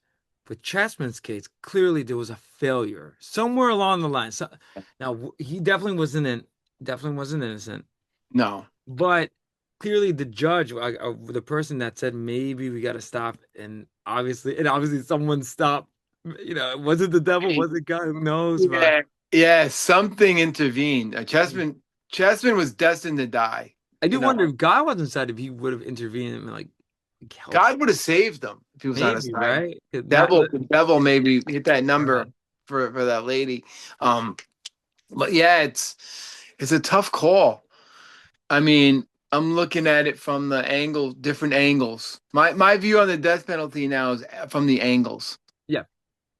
Like when I look at a child molester and I read about it, yeah, death penalty. You know what I mean? When I think about No, they have Dahmer, to be stopped. Like Dahmers, child molesters, Epstein's, like they have to be stopped. I'm not gonna lie because yeah, children are innocent. They don't yeah, deserve to, for example, experience war. They don't deserve violence. They don't yeah. know any better, right? Well, not Oh, that like an Epstein deserve he got what he deserved in oh, prison. dude. I mean, he committed suicide, right? What Yeah, happened? he hung himself, you Of course know. he did. Yeah, but he didn't want to face justice. But Yeah, anyway, and Hitler too, he didn't want to face justice. right, right. But even though not a pedophile, but Nazi. Well, what what's worse? Oh, What he or sent not? people to the gas chamber. Yeah, yeah. So Now we're getting, right. And so the at the end of the day, this case is complex. This is Roy Harper's actually. I will give him credit though. He did do a good job with showing the Roy Harper makes you think. and he did not name drop him. We No. discovered why he wrote, and again, he's criticizing those fancy politicians that eat their or Yeah, nobody who listens to Stormcock's first track hors d'oeuvres and listens to the first verse is going to know it's about Chessman. Unless you're a fucking genius and you figure it out, and it could happen. It could happen. People could do that. But this is a good thought. I mean, it's good we did this show on our exercises of our philosophy because we sit here and we talk about all these philosophers, but I don't exercise it. You know what I mean? So it's a good test for me to put my philosophy out there. And my philosophy on the death penalty depends on what side I'm on. Does that make sense? If I'm on the side of the victim side, kill that motherfucker. right, which most people are like that. Like, let's be honest. Yeah, yeah. But if I'm on the side of like, oh, I read in the paper, oh, some dude just chopped up like a bunch of people and he's like he put satanic things on the wall and I'm like, oh, all right, whatever. Doesn't bother me. But if he did it to somebody in my family, kill that motherfucker. You know what I mean? It's a weird it's a weird thing. Like somebody like a serial killer is cutting up people, chopping them up like Dahmer. Should they rot in a cell or should they get the death penalty? But if they do it to you personally and you take it personally, they should get the death penalty. It's how I feel. It's weird. Hmm. I can't say I'm for the death penalty or against it. Only if it. I hope it never happens. I hope I never have to be faced with Right. that. Because that's why I love vigilantes, man. Batman taking justice into his own That's hands. why I think vigilantes are the greatest because like I love the idea, like the good band, like the bounty hunter, where they operate above the law, and that's what Batman does. yeah, And Batman's smart in the Dark Knight, the movie. He takes it. He's like a Christ figure, but he knows is that the law of Gotham has failed, yeah, and so he has to go above the law for justice, right? right, So in California, clearly, well, I don't know about this case, but in most cases, right, like the law can fail. yeah. And like you said, like freaking Dahmer, he sh Oh yeah. why is he Son of Sam? Why are they still alive? Well, was he gonna die? He was gonna get the death penalty, Dahmer, or Not no? sure, but a crazy Christian killed him. Right. Yeah. He claimed that an angel But sent him. but, but Gacy got it. Okay. I always joke with Leslie because the guy looks just like Leslie that killed Dahmer. And Dahmer worked. When he worked with us, Dude, Dahmer. Dahmer was there, dude. Oh my God, we Dude, used to. That poor I felt kid. so bad for that kid. I haven't seen. He's gone, but I felt bad for him. I was like every Did day I anyone would joke laugh. with him? Like, I hope not, but that I would I I would fuck with them. Like I would never say that you look like Jeffrey Dahmer, but I would like talk to him just to get a vibe from him because I was right in the middle of watching the Dahmer show. We were working imagine together if a you lot. came up. Imagine you were talking to him and you say, "Hey, man, great question. Has anyone ever told you this? But you look a lot like that Jeffrey Dahmer." I know it was crazy because JV was working there, so Dahmer's victims. One I know. victim He looked like looks like JV. JV. I was like, And the guy who yo. killed Dahmer looked like Leslie on the show anyway. And I was like cracking up every day. Every day I'd see Dahmer, and I would like try to talk to him. And he was a creepy dude, but I felt bad for him. He looked just like Dahmer. Yeah, he did give off like weird vibes. It's like there was another guy named another strange guy. I don't even remember him. He was like all red, white dude. All red. Like, what do you Dude, he mean? was weird and he used to walk weird. Not that weird, creepy guy now. No, That's he in the and front. if he came up to you, he'd be like, Chris, like, you remember him? No. Oh wow, I remember him. My sister remembers him too. Another Wait, what weirdo. department? I would have remembered. He would be watching the show. Kirk in customer service. Yeah, I remember the name. Yeah, He was- weird guy. Looked like he was on drugs or something. Have I seen him? I'm the thing about the temple, everything fades by the year. I don't know. Like I don't know people anymore. I don't know people from 3 years ago. Honestly, that's why the Akashic records of Frenchie is the best. Because Hey Frankie, you Frenchie, remember that guy in the year of 85? I do, Chris. Frenchie is like Alexa. He AI. is. He's fucking AI. Yo, he is. You ask anything about the temple who worked there and from the year he He'll be like started, Chris, yeah, in I, 2000. I tested him the other day. I asked him about somebody that worked before him. It was like testing AI. And he's like, I don't remember that. And he's robotic, right? Like, AI. Why is I he don't, robotic? Why is he so Chris, I robotic? don't remember that person. All right, but what about this guy? No, it's not in my files. Why is he so robotic? When you It, think about it, it's remember we talked creepy. about super ego in, man. Maybe Freud was onto something. Yeah, he definitely doesn't have the Jungian faces. No, I kept trying to tell you, no, no young face. He No, can't put on a face. He no, can't be a phony. no, He, no, he- no, he's no. either happy or sad or angry. Yeah, He's only three emotions. that's it. Frenchie's only three emotions. That's So it. this is how we always talk about him, and we use him as a good psychological. He's the greatest psychological He example is. He is. because he's an amazing worker and he can run that whole store, which is crazy. But in the end, this is going on, and I love it. This episode was fucking beyond epic, Yeah.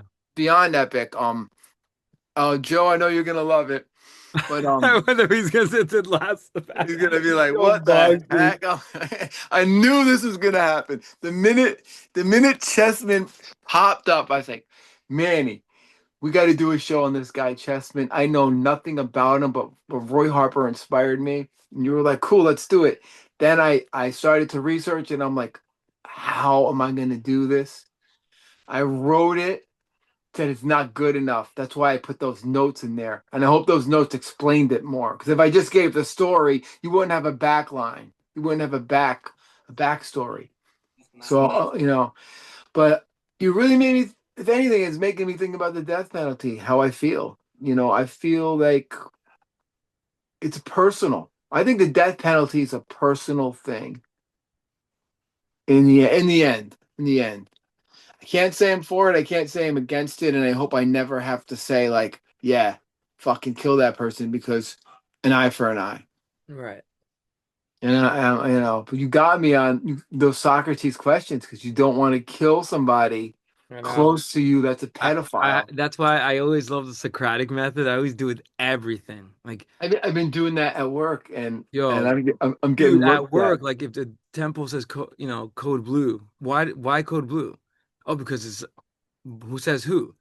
Says says Bezos. says Bezos, but where is he? So why should we listen to him? Well, he started the company. He's the boss, No, he didn't. He bought it from John Mackey, but he's the owner now, so we have to listen to the owner. but he's not here.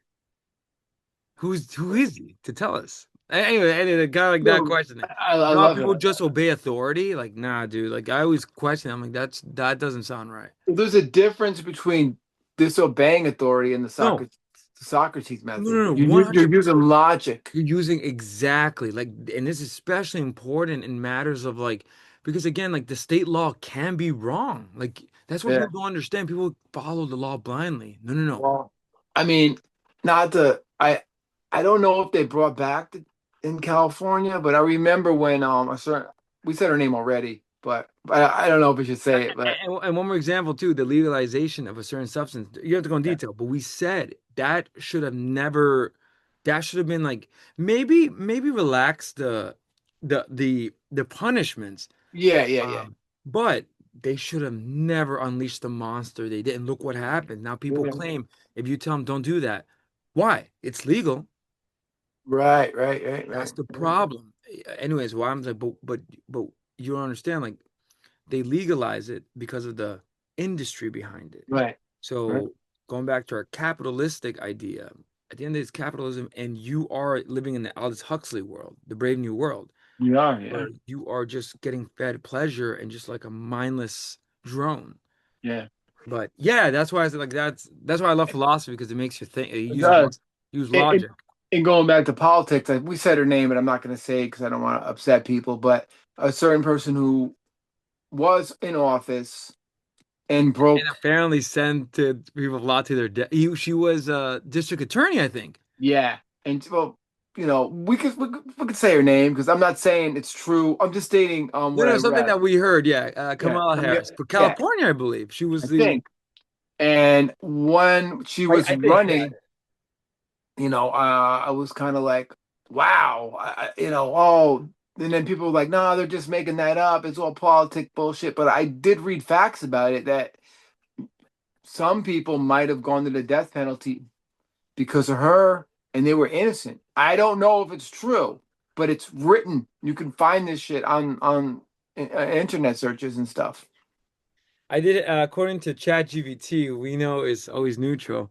As a prosecutor, Camilla Harris did not personally seek the death penalty in cases she handled.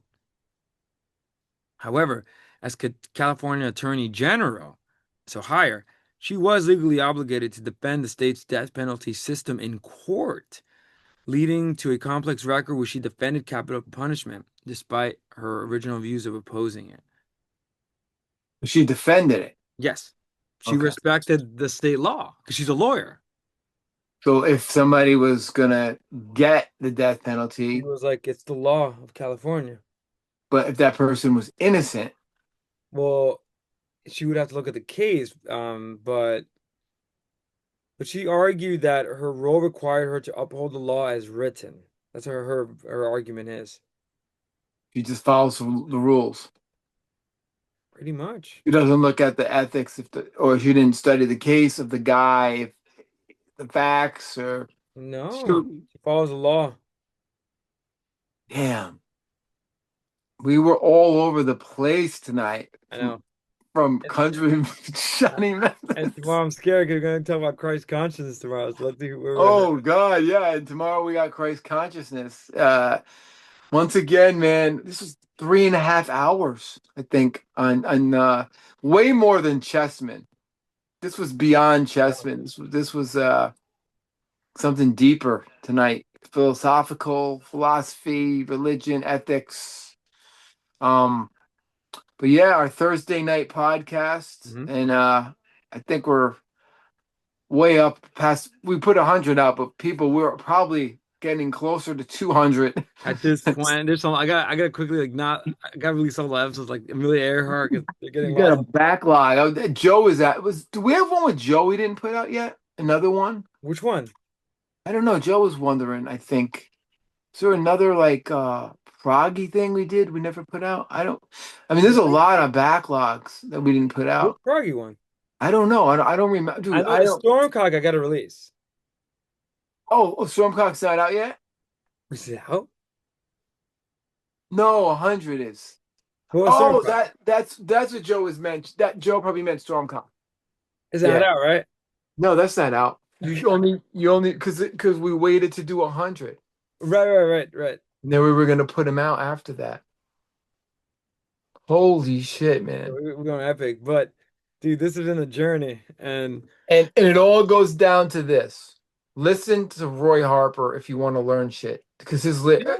or if you want to learn the poetry about Keats and Shelley. The guy's a Well, poet well, and to he's a quote lyrics, the judge sits on his great ass size.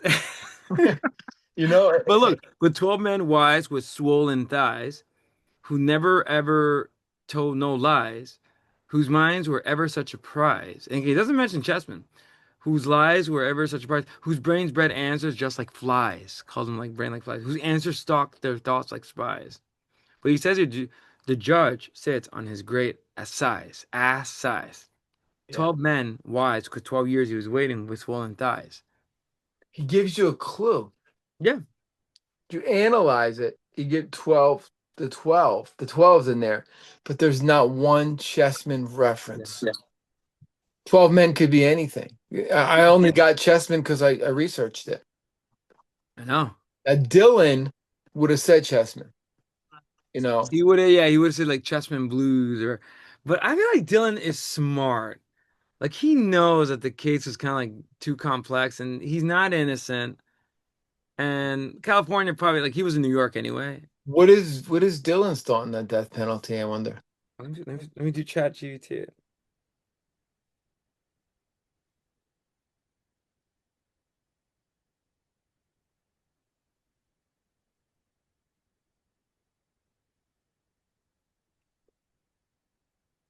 See it right now.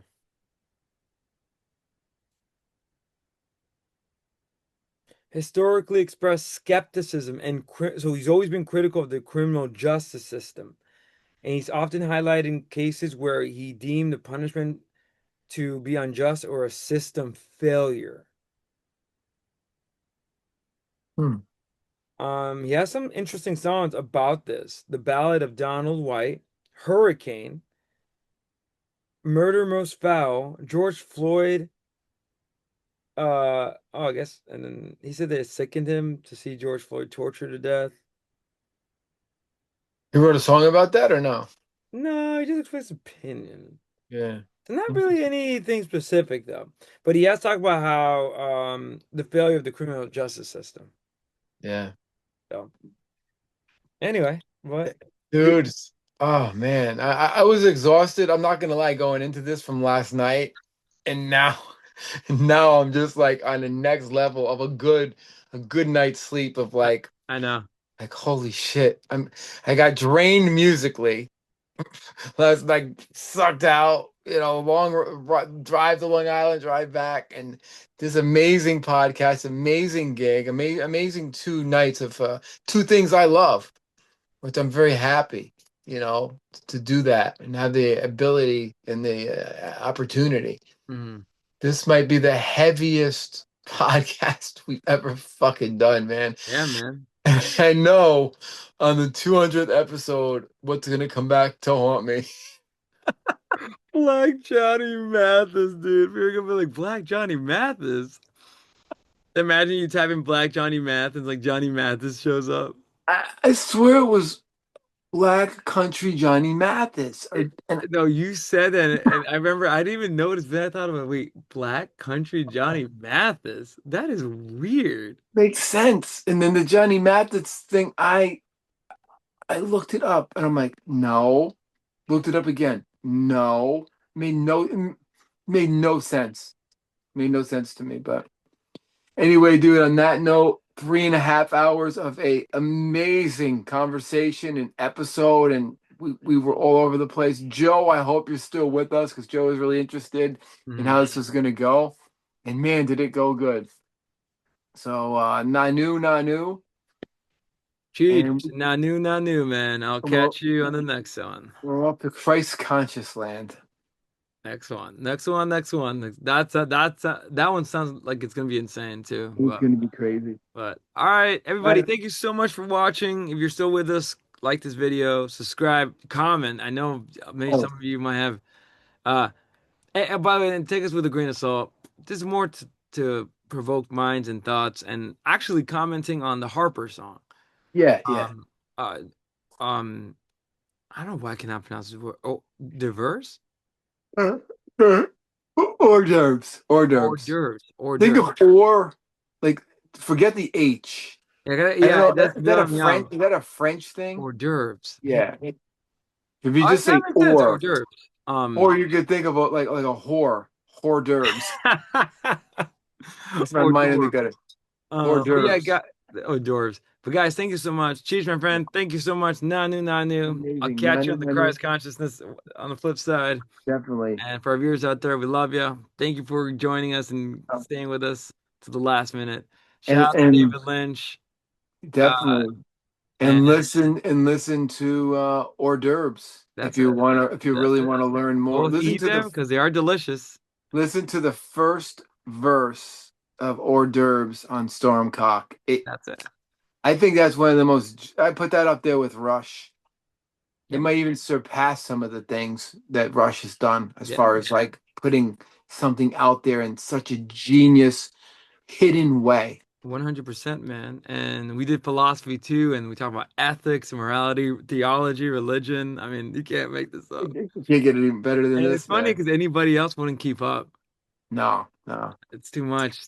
And they'll be like, why are we talking about pedophiles? And like, I still have my stance on that. and what Fucking. is he? Did he just say that he would rather have someone that chops their family out free and like the Cheech and Manny show?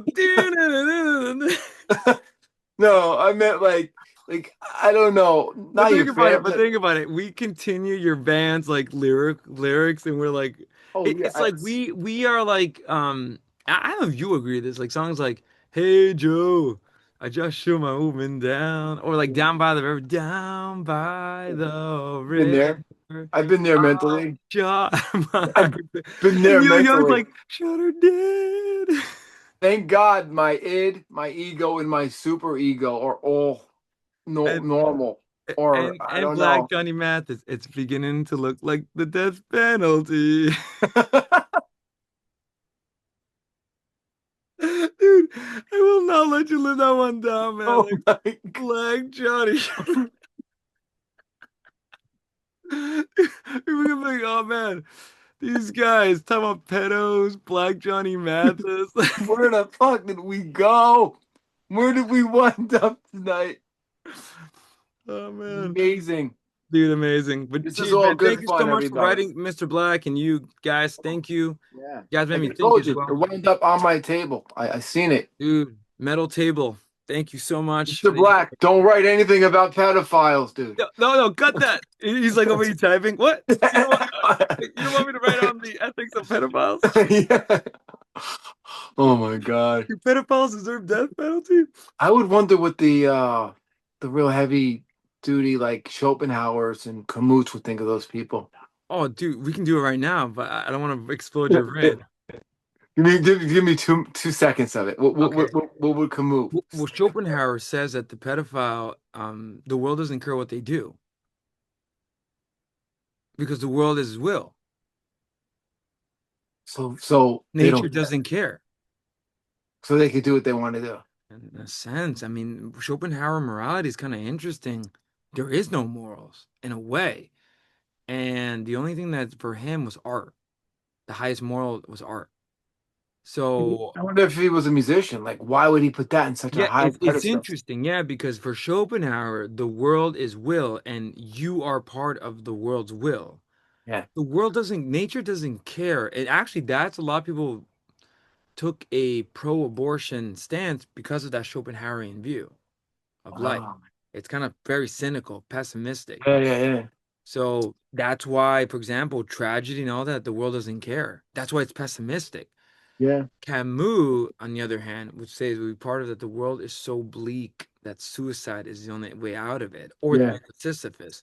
But no, what you want to do is that you want to rise. You want to live. So for the pedophiles, right, in this stance, is to take a stand. Yeah. And And join together. well, no, not join them, stop them. Stop them. So kill Stop them. Camus would want to kill them. Maybe.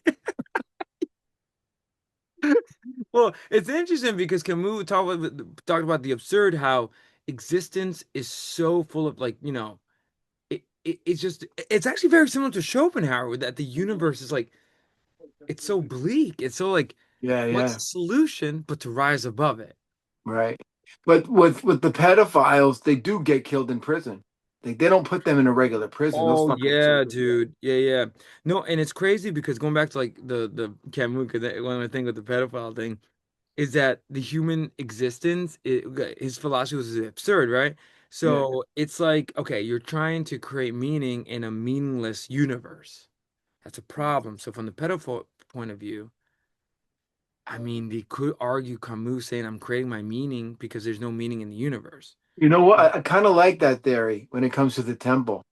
Oh, 100%. That Camus is the No, temple. no, and Camus says that you have to embrace this absurdity, not by committing suicide, but by living through rebellion, living with passion, and finding freedom by accepting that life. You have to accept that life has no purpose. Right, right, You have to accept that. The problem is that I mean the pedophile could do that.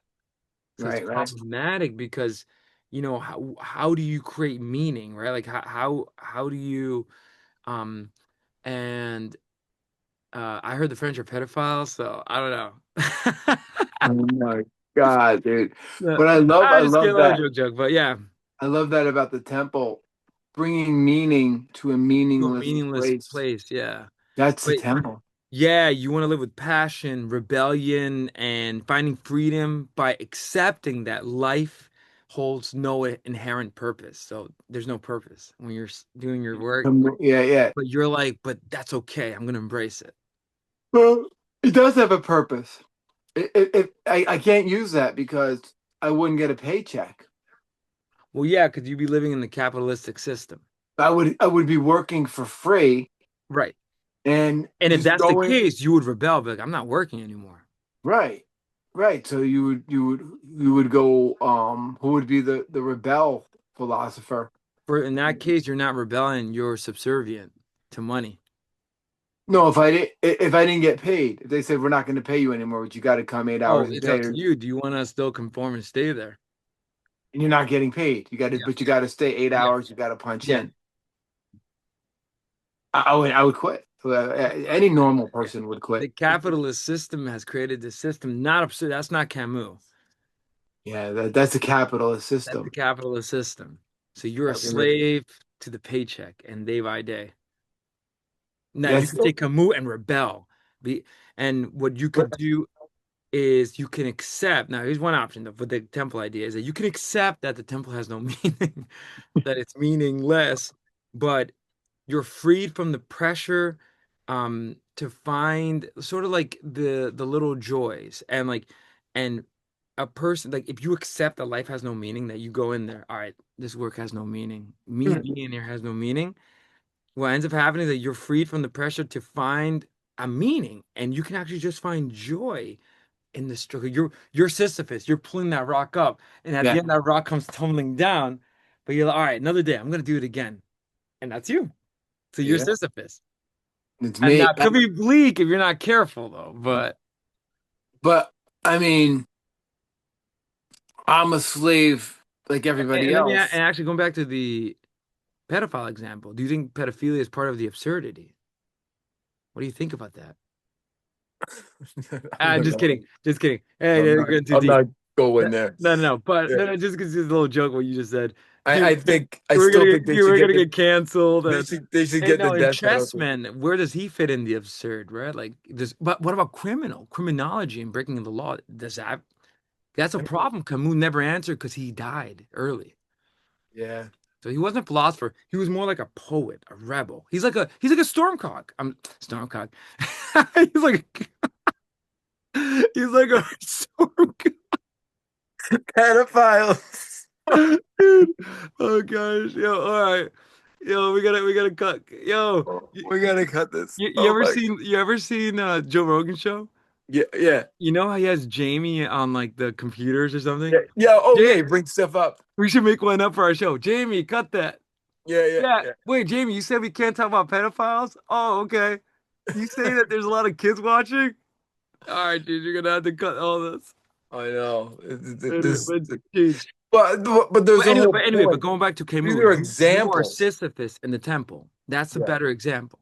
And you take joy that there's no meaning. You do that, that Yeah. there's no meaning, and you're creating your own meaning. So you say, yeah, this temple's like pulling that rock up. It comes down the hill, but listen, embrace it, man. This is a temple. Right. Just do your thing, focus on But love. Your but passion is your family.